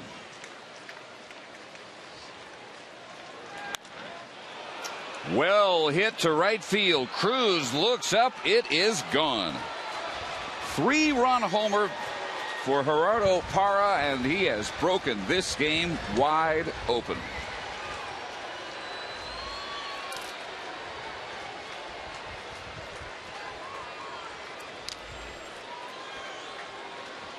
Number 5 on the year. RBIs 19, 20, and 21. A couple of times in the game where the Rangers have gotten behind the hitters and they've looked fastball, gotten fastball, and teed off on it. They've had a good game offensively. They've hit some balls hard in this game. Used the whole field. Chris Young's foul pop. Put away by Napoli. With that home run by Gerardo Parra, another $15,000 has been raised to support prostate cancer research. If you'd like to make a donation, you can call 800-798-CURE or go online to www.pcf.org.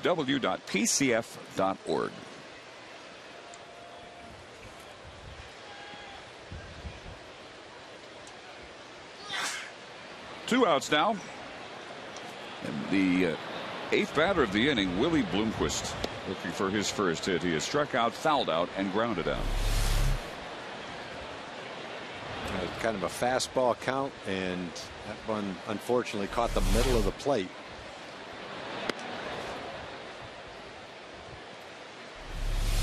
Line drive, got out of here in a hurry. Wasn't much doubt about that one over the Ranger bullpen.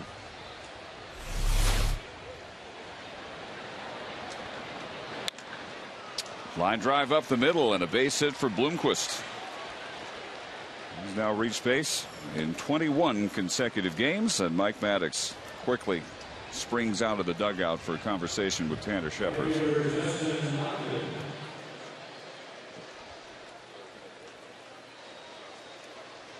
While this is going on, Michael Kirkman was available out of the bullpen to join Robbie Ross. There are now 2 left-handers out there, and he starts to throw. Kirkman called up from AAA Round Rock on Tuesday when Alexi Ogando went on the DL with his right groin strain. That home run by Parra, 398 feet. And the D-backs bat around here in the 6th inning as Justin Upton steps up. Upton has struck out twice, in between an infield single with 2 outs in the 3rd. And ended up scoring the 3rd run of the game.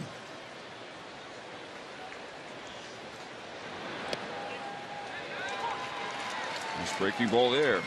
In there for strike 2. And pitching has been and always will be about getting ahead in the count and the location of your pitches. When you get behind in the count and the fastball is near the center of the plate in the big leagues, it's going to add up to trouble.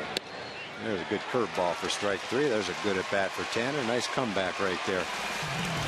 D-backs get 5 more runs and lead it 9-1.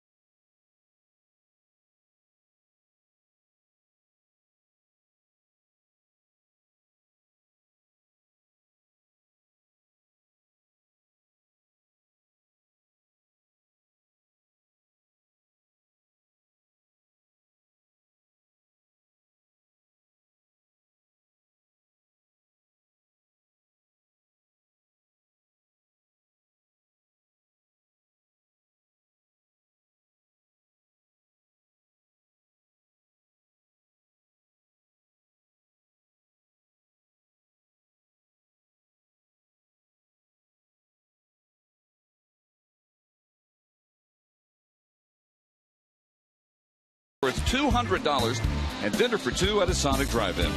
Tonight the Rangers are hitting for Cristina Martinez from Mesquite. If a Ranger hits a grand slam during this inning, Cristina Martinez will win $25,000. You can register at any participating Sonic restaurant. Well, the task at hand gets some base runners on. Down 9-1 to the bottom of the 6th inning and the top of the order. Ian Kinsler, who has flied to right and center against Daniel Hudson. 75th pitch of the night for Hudson. In there for a strike. Given up only 3 base hits, 2 by the man in the on-deck circle, Elvis Andrus, who also has scored the only Texas run.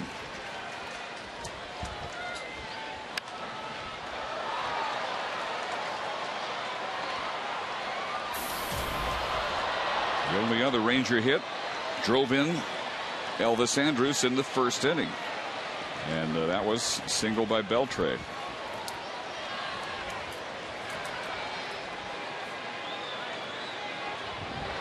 Hudson has retired 13 of the last 14 he has faced.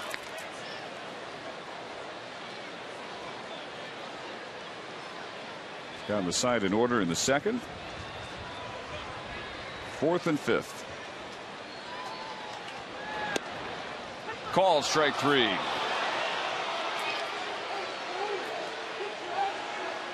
Ian disagreeing with Eric Cooper, but he's been calling the low strike all night. And Hudson gets strikeout number 4. He's trying to throw it down and in, which he did. Looked like it was a little off the plate, though. Ian was upset with the call. And Fox tracks seemed to show it was slightly off the plate. Close, but pretty much an unhittable zone.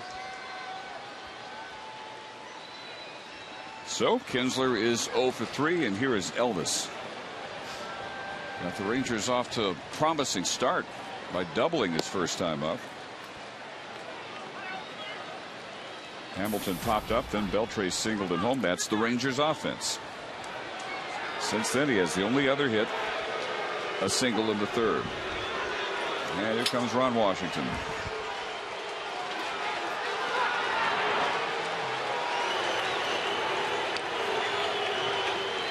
He must have kicked Ian out of the game. That's what it looks like. Well, we saw Ian muttering, but he had turned away from Cooper and was walking back toward the dugout when he was making his comments, really to himself, it looked like. And apparently Eric Cooper decided he kept it up once he got to the dugout. That's what it looks like.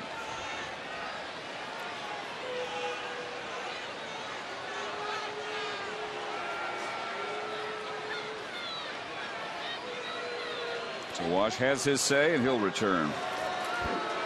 Well, it's tough to know from up here exactly what was said. Ian was upset with the call. Borderline pitch. Looked like it might have been a little bit low and inside. It's been kind of a frustrating night for the hitters. They've only had 1 run, 3 hits. Been a lot of close pitches, low pitches called.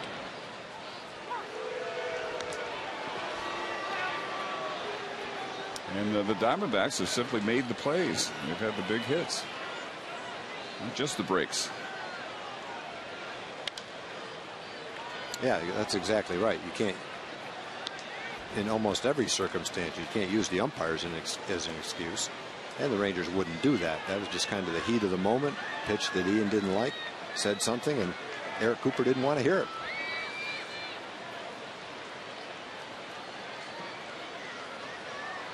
Elvis back in now and ready for the 1-2 pitch.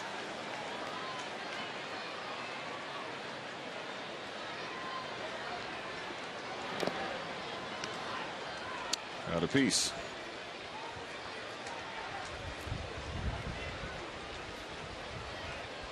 And we are now told, confirming our suspicions, that Ian Kinsler has been ejected for whatever he was saying from the dugout. Down the right field line, slicing into the seats. There's another situation where Elvis is down in the count, 1 ball and 2 strikes. He's been a really good 2-strike hitter this year.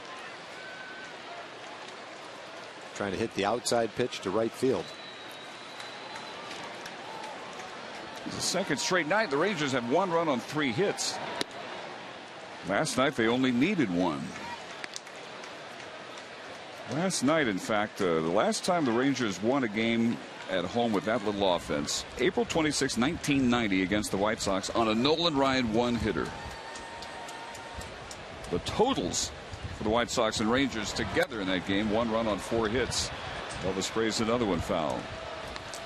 Well, the Diamondbacks came into this series hot. They were swinging the bats well. Kobe Lewis and Matt Harrison shut them down in the first 2 games.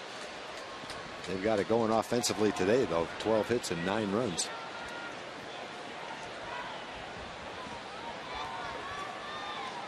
This is the 8th pitch of this at bat. There will be another one. The Arizona team came in hot, a 5-game winning streak. They had reached 500. Still have won 7 of their last 10, 8 of their last 12. That is with the 2 losses. Here, our Ford leaderboard. Arizona, 4th best team batting average over the last 10 games.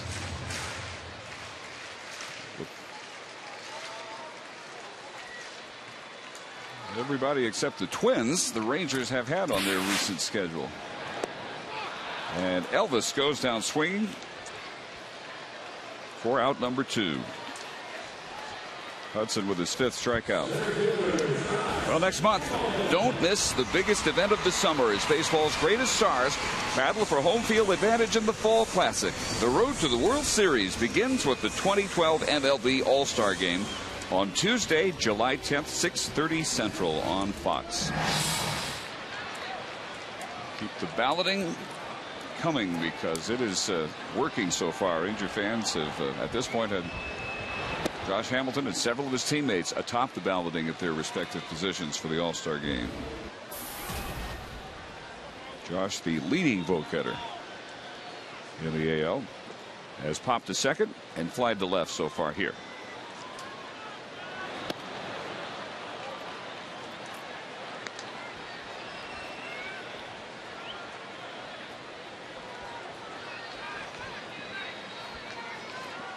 Career .355 hitter in interleague play, Josh Hamilton. There goes the bat.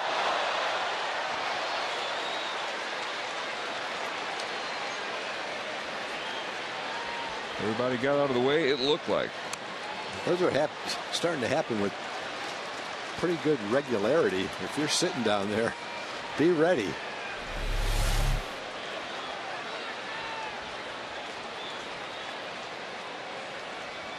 We got some hang time on that toss. It's time enough for everybody to get a fix on it and get out of its way. But Hudson strikes out the side here in the bottom of the 6th inning with a 9-1 lead.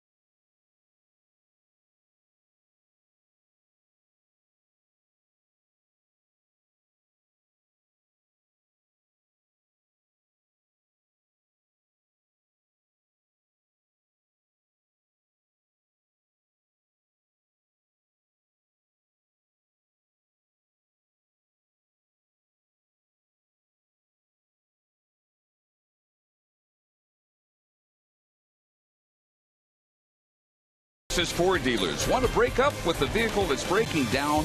Then head to your Texas Ford dealer and drive the best in Texas. By AT&T, the nation's largest 4G network. AT&T Rethink Possible.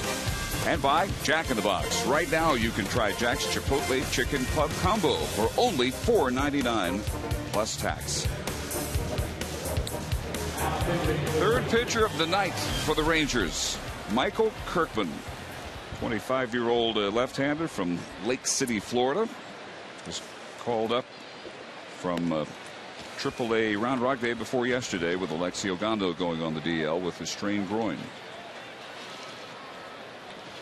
Kirkman made a very impressive debut when he was first called up 2 years ago. He got into 14 games and had a 165 earned run average, just 9 hits and 16 in the 3rd innings,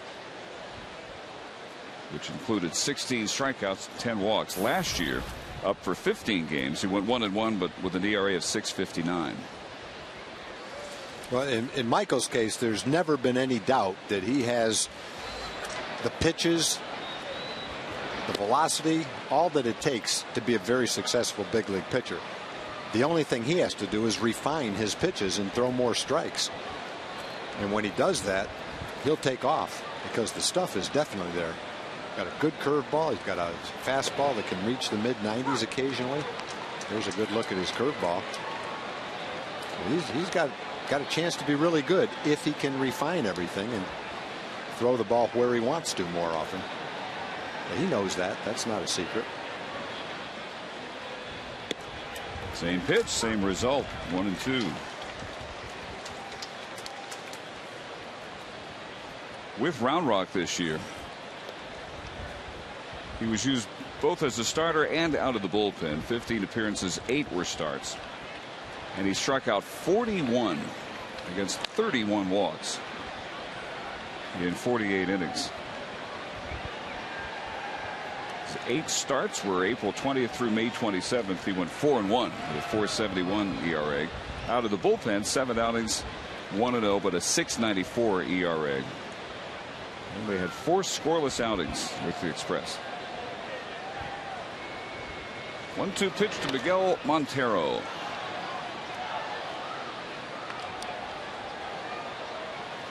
Here you go, another fairly long at bat. This would be the 6th pitch to Montero.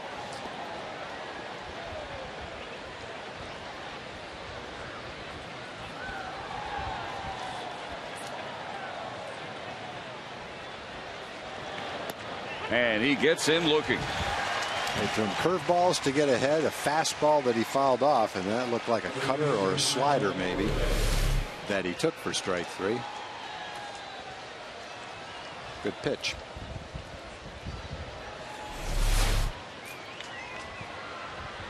Three straight left-handed hitters, Montero, Overbay, and Kubel. And so it's a good spot for Michael to come in and have a good inning against good left-hand hitters who are all swinging the bats well tonight. Give the manager confidence that next time it might be a key situation and there's a left-hand hitter to get out. And a stick in the back of Wash's mind. Hey, Kirkman had a good game the other night against 3 good hitters, Montero, Overbay, and Kubel. All of them are middle of the order guys swinging the bats well in this game.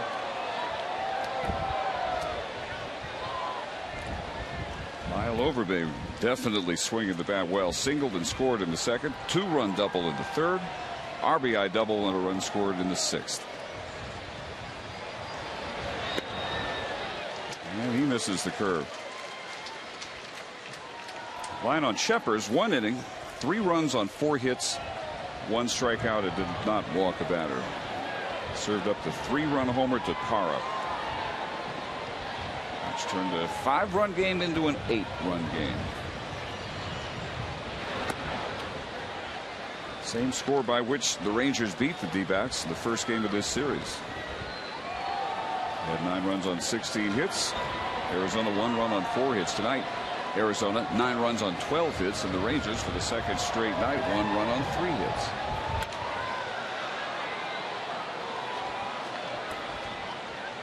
They're coming in at 94 miles an hour with a foul ball. 2-2.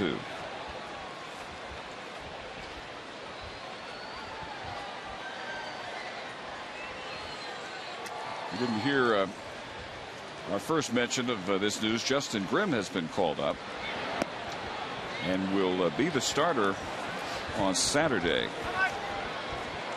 And the expected move will also include Koji Uehara going on the disabled list with a strained right lat muscle. The disabled list is getting a little bit crowded right now. A lot of key guys, pitching staff. First 2 months of the season, the Rangers were the healthiest team in baseball. But now Feliz, Holland, Ogando, soon to be joined by Uehara. Well, the Rangers went through the season last year without an injury to their starting pitching. That's pretty remarkable. You don't see that very often.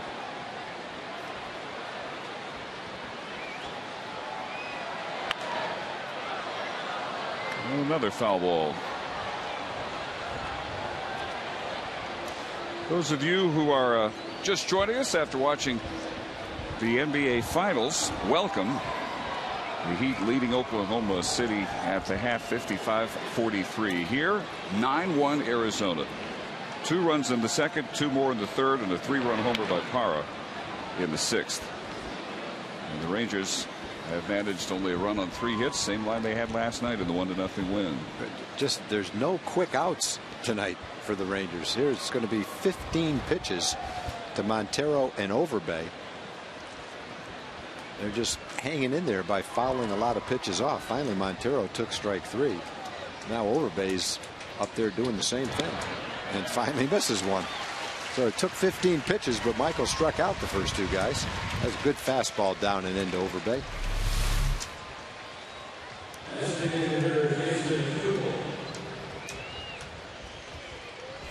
The last 3 Arizona hitters struck out.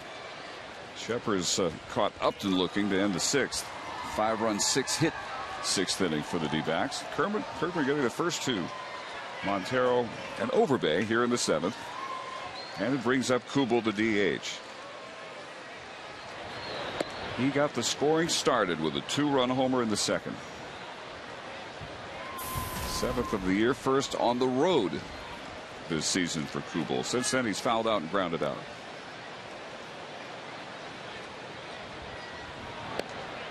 That pitch really working well for Michael. Very sweeping curve.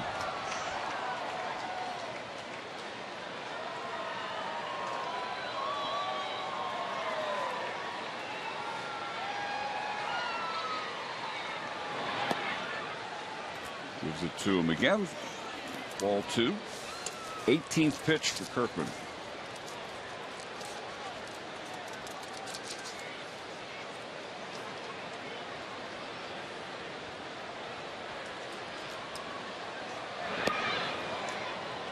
A little bit low. 3 balls and a strike. Kubel's been a good hitter against left-handed pitching so far. 296 hitter. Overbay 286. Montero, though, only a 148 hitter against left-handed pitching.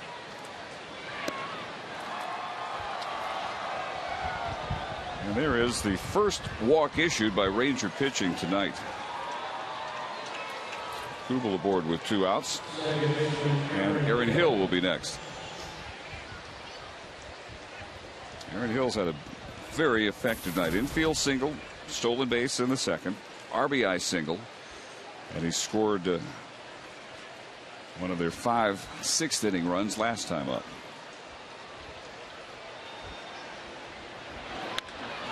Goes after the first pitch, skies it out to center field. Hamilton jogging in.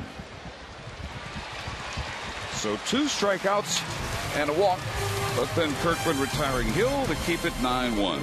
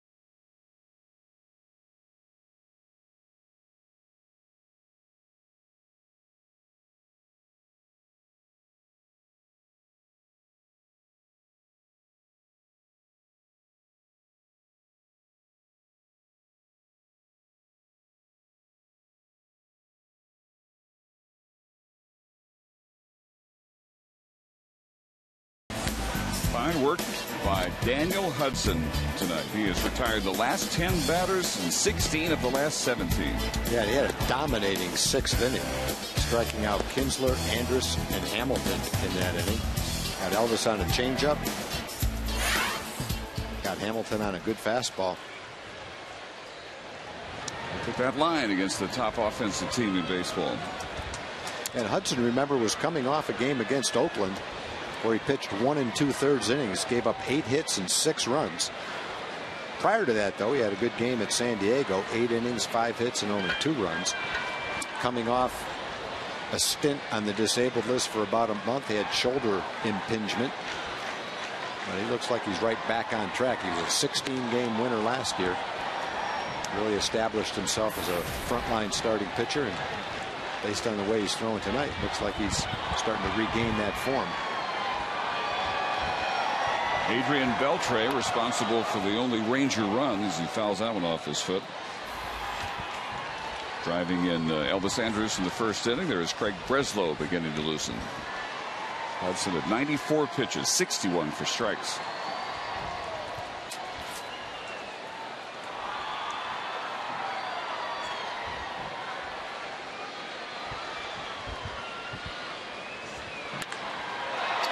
Into the left field corner it goes. 2 bounces and off the wall for Adrian Beltre. It is a leadoff double. A pretty strong throw from Parra. Looked like Adrian was just going to be able to trot into second base, and Parra dropped a line drive throw right on top of the bag. High pitch out over the plate. Adrian rips this ball. I don't know if we'll get a chance to see Parra's throw, but he goes all the way into the corner. And just for the heck of it, he fires to second. Watch the throw right there. Adrian pulls his leg back so that Hill can't touch it. Base hit number 4 for the Rangers, followed by a 1-pitch ground out to Michael Young.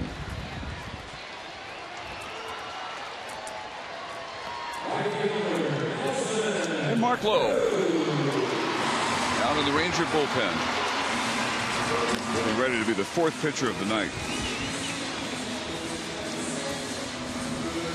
So Young 0 for 3. That brings up Cruz, who has struck out both times tonight.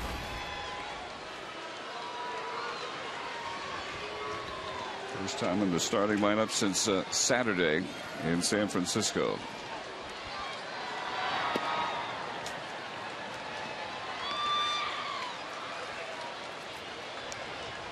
Just terrific work by Daniel Hudson, the 25-year-old from Lynchburg, Virginia, out of Old Dominion. 5th round draft pick by the White Sox 4 years ago.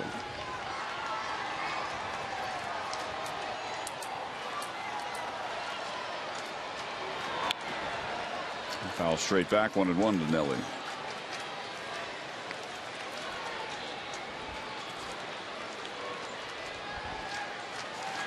Just wrapping up this series.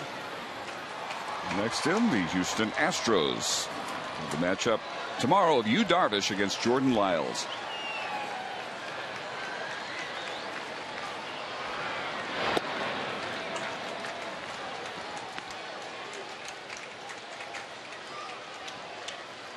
Darvish will be going again for his 8th win.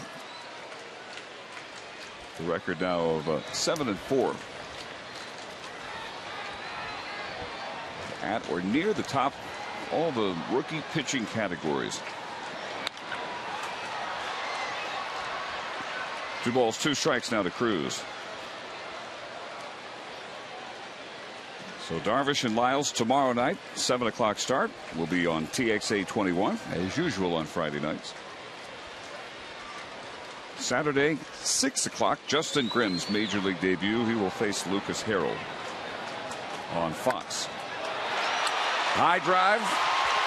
Young way back in right center field, and he makes the catch up against the wall. Beltre takes 3rd.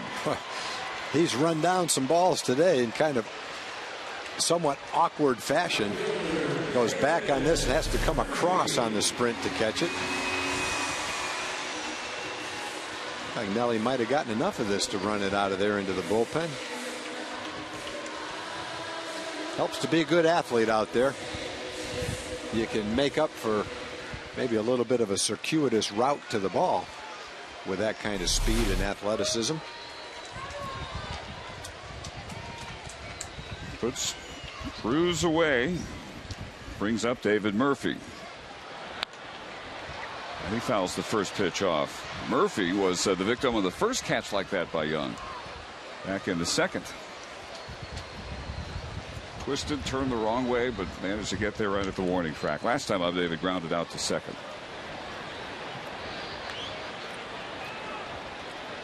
They'll trade third with 2 outs. And 0-2 to Murphy.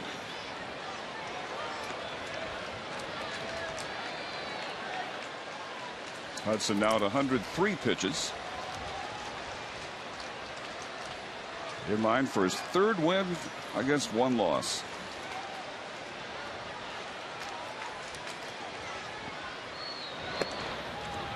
And Murphy looks at that one high.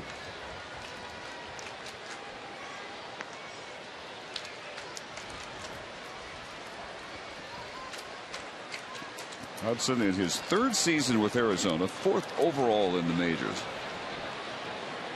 16-12 last year, tied for 3rd in wins in the National League. Hit well to right field, and Upton looks up as it sails out of here. Murphy goes deep, a 2-run blast. And it is 9-3.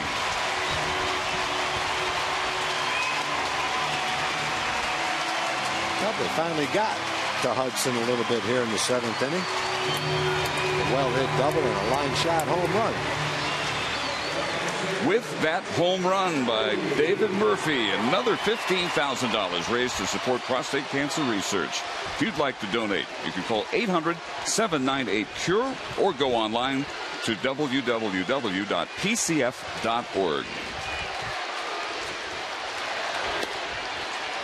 So here's Napoli. Hearing the chant, he is flied to center and struck out looking. Murphy, the congratulations in the dugout after his 7th home run of the year.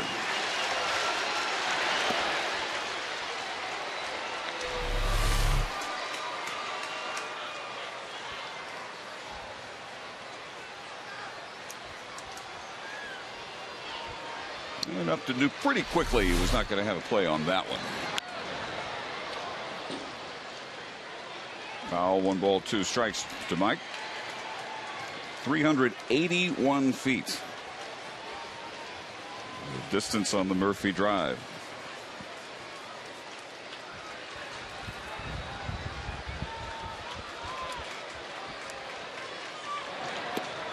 Napoli goes down swinging.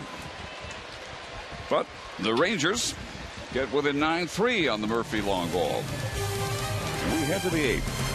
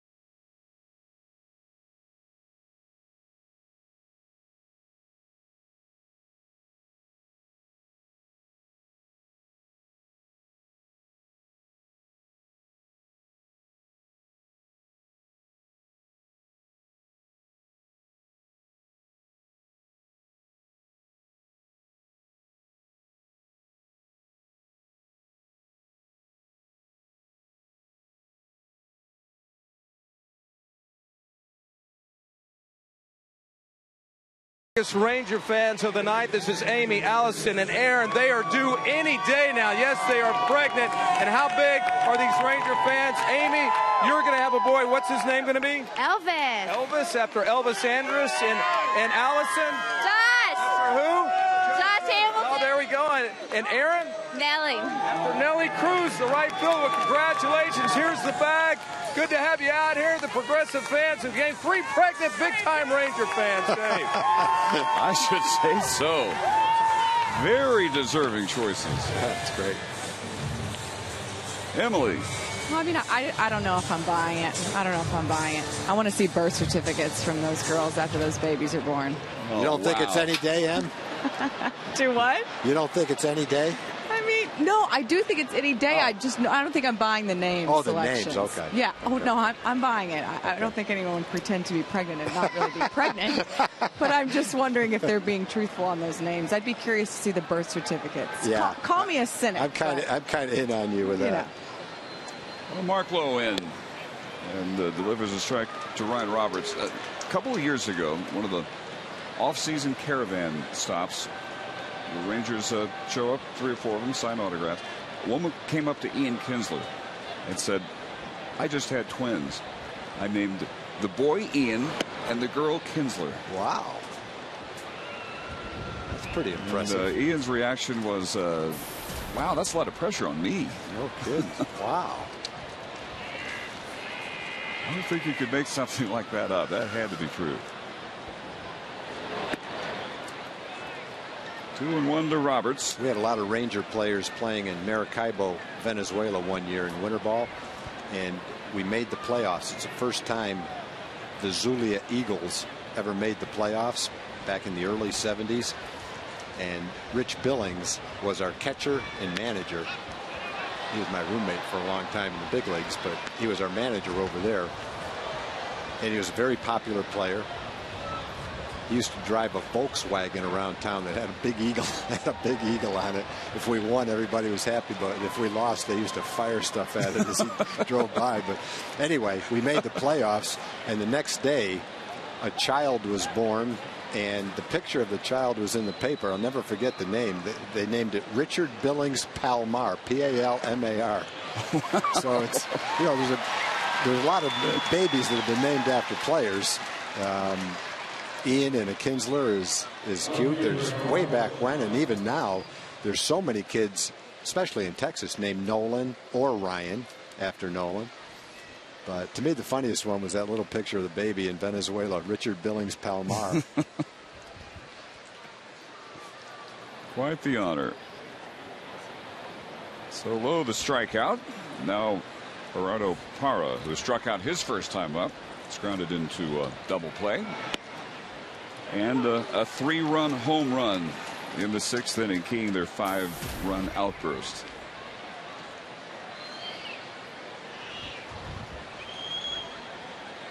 That came off Tanner Scheppers. Relieved Scott Feldman with back-to-back doubles to start the 6th inning for the D-backs. Our Coors Light Cold Hard Blast.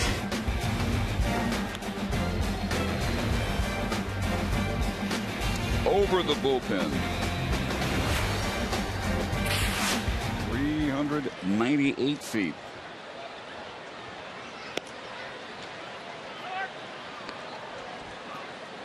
Scott Feldman tonight threw exactly 100 pitches, 5 innings plus 2 batters, charged with 6 runs, 2 of which were unearned.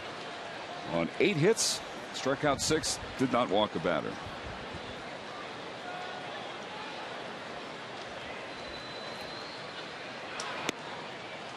And there for strike 2. Tanner Scheppers in the 6th inning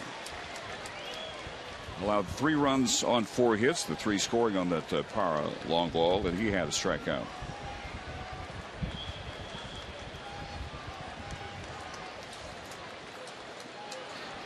Here's the 2-2. Lined in the center field, and that is Craig Gentry out there now. He has taken over for Hamilton. Josh has the rest of the night off, and David Murphy has moved, or is still in there in left field. So the outfield now, Murphy in left, Gentry in center, and Cruz in right. So Lowe gets the first 2 here in the 8th, and back to the top of the order in Chris Young.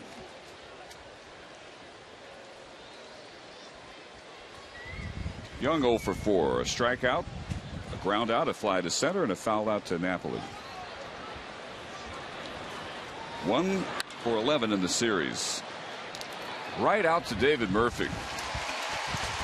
And a 1-2-3 8th inning turned in by Mark Lowe. It's still 9-3.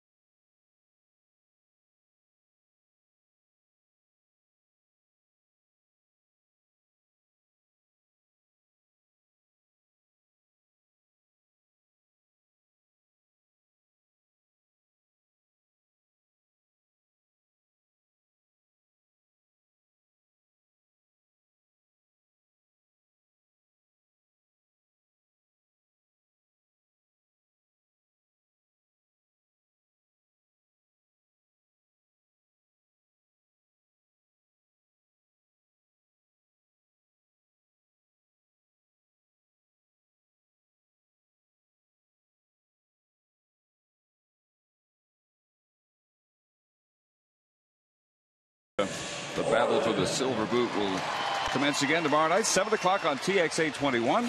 It'll be Jordan Lyles against Yu Darvish. Hope you can join us, if not here at the ballpark, then on the TXA 21 tomorrow night.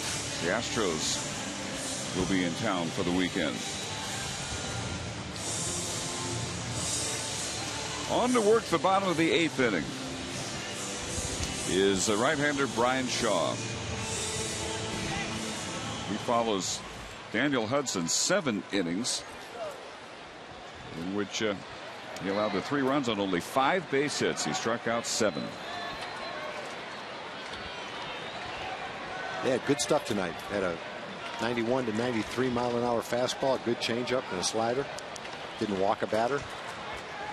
Strong game. Not as strong as Wade Miley though last night. That was a nice win to have when a guy like Miley pitches that kind of a game and Rangers come on top, out on top, 1-0. A nice win. A pitcher that had great stuff during the game. Boy. Well, first pitch to Moreland way inside. Pitch is fly to left and grounded to first so far.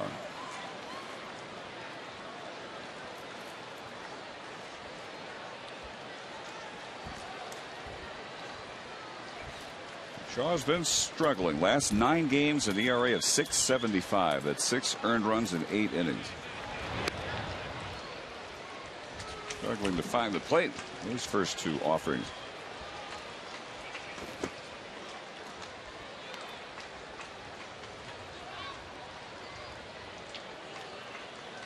Shaw last year, AA Mobile and AAA Reno.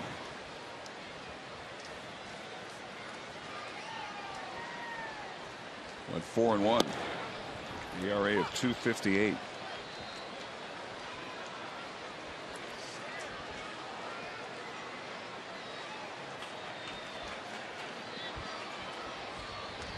Moreland and then Kinsler and Andrews here in the Ranger 8th.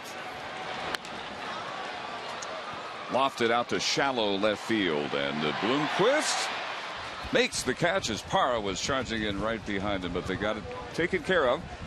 Let's go down to Emily. Well, guys, you may have noticed the Rangers rocking some new headgear today during batting practice. They were wearing Stony Brook Seawolves hats, courtesy of Joe Nathan. Of course, Joe went to Stony Brook, played baseball there, and they have shocked the college baseball world, advancing to the College World Series, and they will play UCLA tomorrow. So all the guys were Seawolved out this afternoon. In fact, there weren't even enough caps to go around, so Joe has given instructions to have some more overnighted into Arlington tomorrow, so hopefully everyone will have one tomorrow. But a very proud couple of weeks for Joe Nathan, who of course is there's Michael Young sporting one of the hats. The guy's very excited to wear them and support Joe. And you know, the Seawolves actually play on Joe Nathan Field, so very proud moments for Joe Nathan.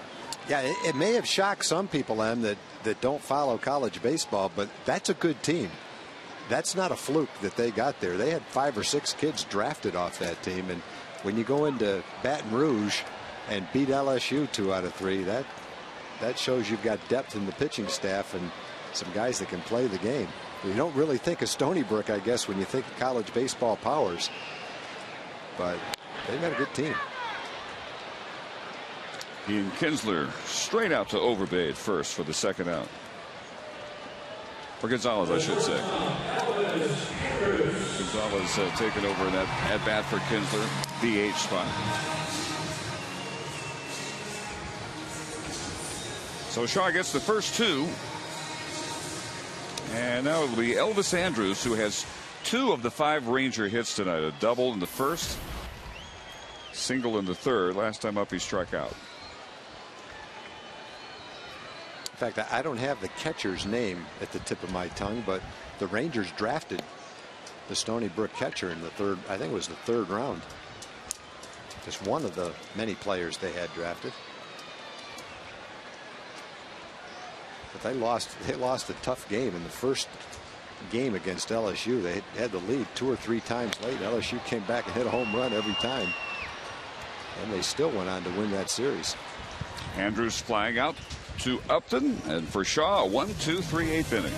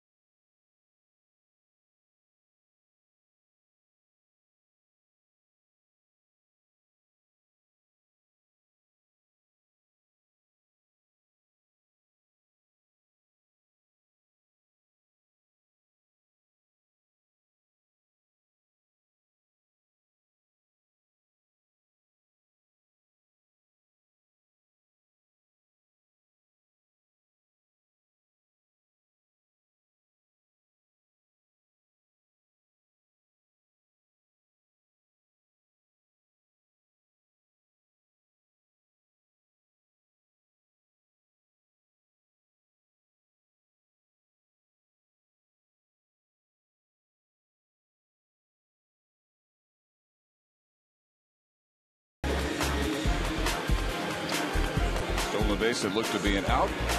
Great catch out there by Young. Warning track.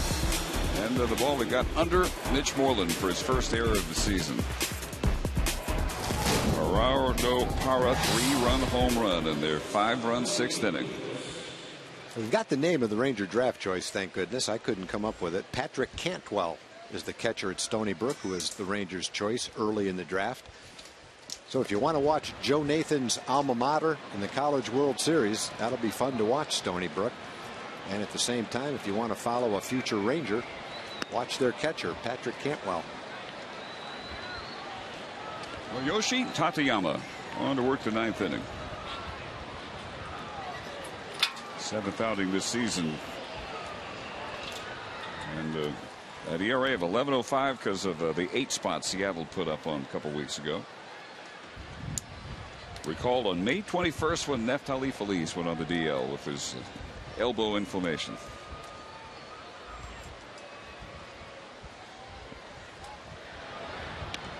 Willie Bloomquist leading off the Diamondbacks 9th. Willie has struck out, fouled out, grounded out, and last time up he singled. So his on-base streak extended to 21 straight games.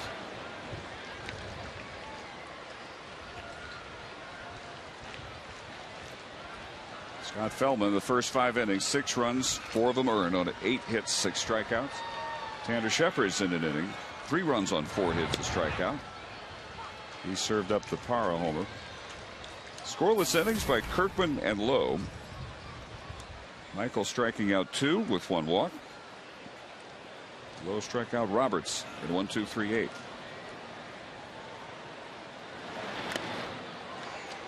Two balls, 2 strikes to Bloomquist.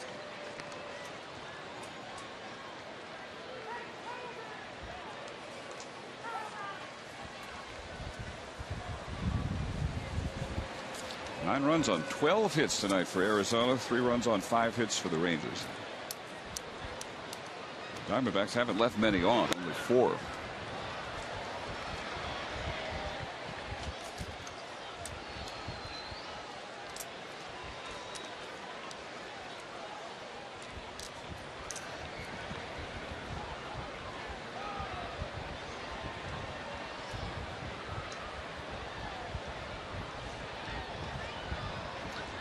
Tateyama not getting called on very often since he's come up from Round Rock. He gets Bloomquist looking for the first out. Take a look at Bloomquist's face. Let's find out from Dana Larson what she has coming up for us on Rangers Live. Dana? Dave, Mark McLemore will join me as we discuss this one in further detail. Also, the game at the end of a busy day here at the ballpark, much more on the plethora of roster moves made. And you will also get to hear from Jason Grimm, get his reaction to being called up today and the fact that he'll be making his major league debut this weekend. So you don't want to miss that. It's all coming up right after the game. You will not want to miss that. Thanks, Dana. 1 out in the 9th. And now Justin Upton, who has struck out 3 times. He also reached on an infield hit and scored in the 3rd.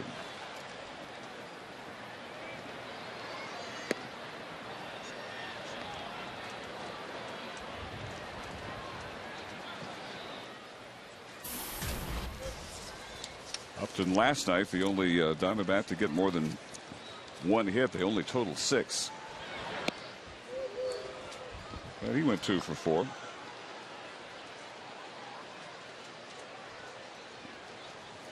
Nine-3 game in the Ranger ninth. It'll be Gentry, Beltre, and Young. 3 balls and a strike now.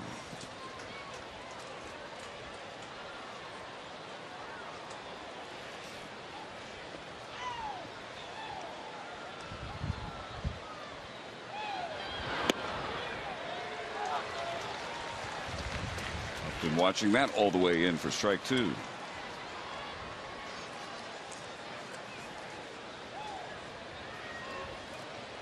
This one of 3 games still going around the American League home venues tonight.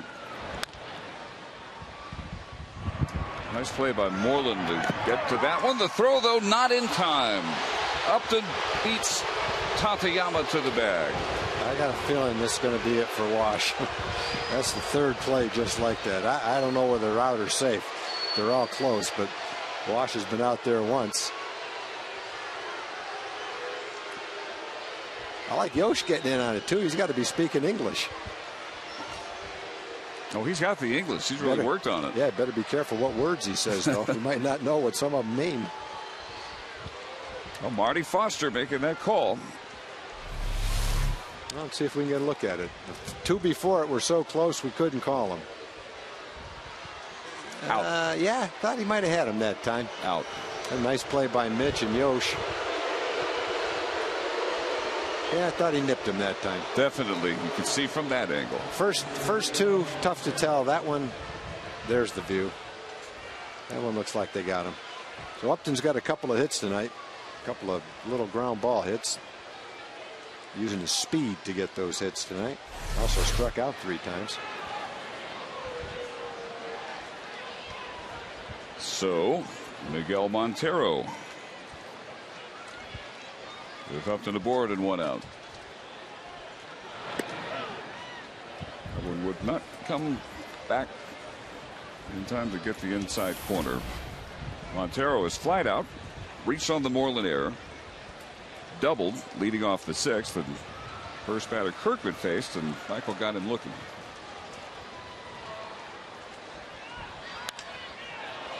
High drive to right field. Cruz looks up, watches this one sail way out of here. Miguel Montero with his 6th home run of the season. Well, he teed off on that. That was over the Ranger bullpen off the facing of the upper deck. Almost went into the front row. You see a number of balls hit into the upper deck, but generally not that far to the left. Most of them are pulled. With that home run by Miguel Montero, another $15,000 has been raised to support prostate cancer research. You can still make your donation by calling 800-798-CURE or go online to www.pcf.org.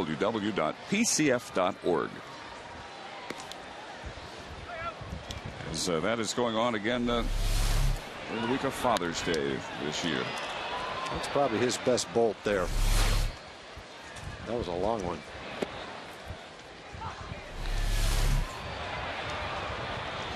The question, where would it land? Right off the facing of the upper deck. One of the longer home runs we've seen here this year. Overbay. to second base, thrown out by Young for the second out.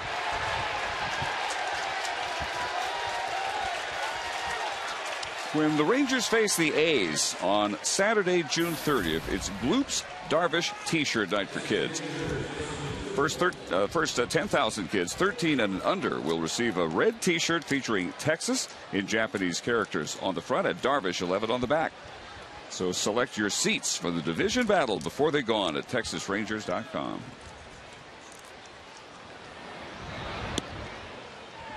First ball in there to Kubel, and the distance on the home run by Miguel Montero, 427 feet. High fly ball out to left field, and David Murphy puts away out number 3. 11-3 as we head to the bottom of the ninth.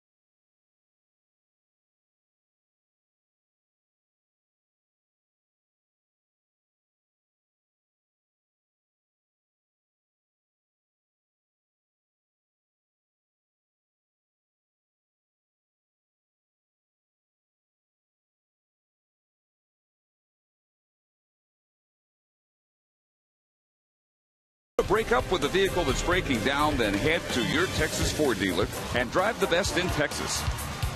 By Budweiser, great times are waiting. Grab some buds. And by the Progressive Insurance Group. For a money-saving car insurance quote, call 1-800-PROGRESSIVE today. Well, Craig Gentry will lead off the Rangers' ninth, down 11-3.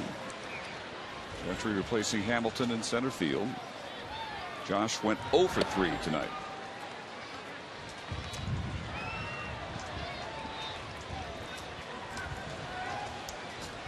And it's Brian Shaw out there trying to finish this one up.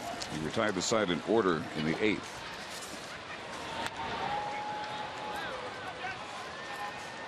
Hudson, the starter. Outstanding. 7 innings, 3 runs on 5 hits, 7 strikeouts, did not walk a batter. Through 109 pitches, 72 were strikes. And he is in line to improve his record to 3-1 and drop Scott Feldman's to 0-6.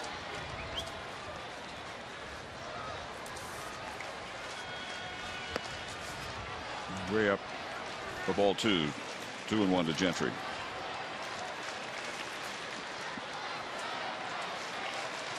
Last night, 1 run was enough. But, offensively, this game tonight was too similar to last night, as the Rangers have managed only 5 base hits.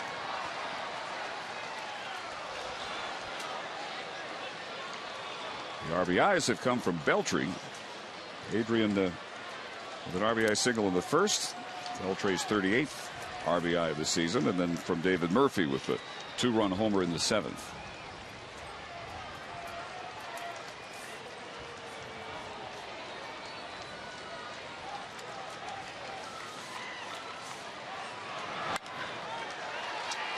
Long run for Upton, over toward the line, but he makes the running catch just as he disappears in the corner.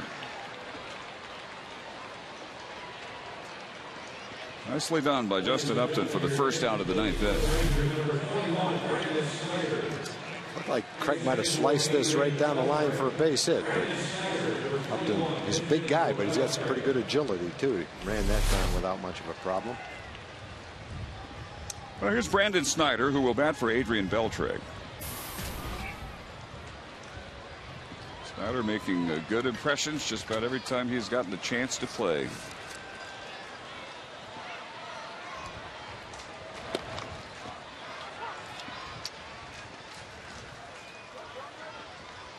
Darvish has had some extra time off before this start, extra 2 or 3 days. Says it really helped. He had 2 outings in between starts to work on things. Felt they went well, kind of energized him. So hopefully that'll lead to a nice game tomorrow. Brandon Snyder flies out to Young in center.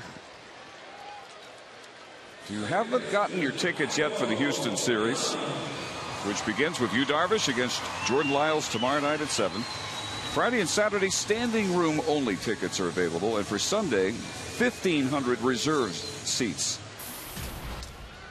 for the Astros visit to the ballpark.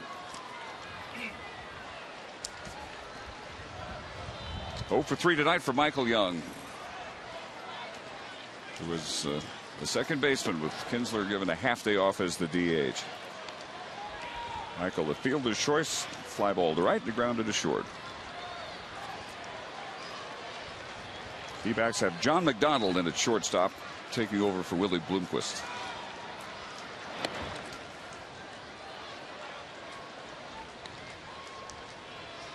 Angels idle, so the lead would be 3 games in the AL West. This would drop the Rangers to 37 and 27.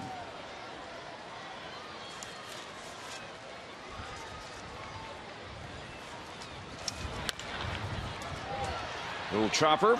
Roberts for the 27th and final out of a very complete performance by the Arizona Diamondbacks, who prevent the 3-game sweep with an 11-3 victory. 4 home runs hit tonight. That's a total of $60,000 raised in our game for prostate cancer research. You can still make your donation. Call 800-798-CURE or go online to www.pcf.org.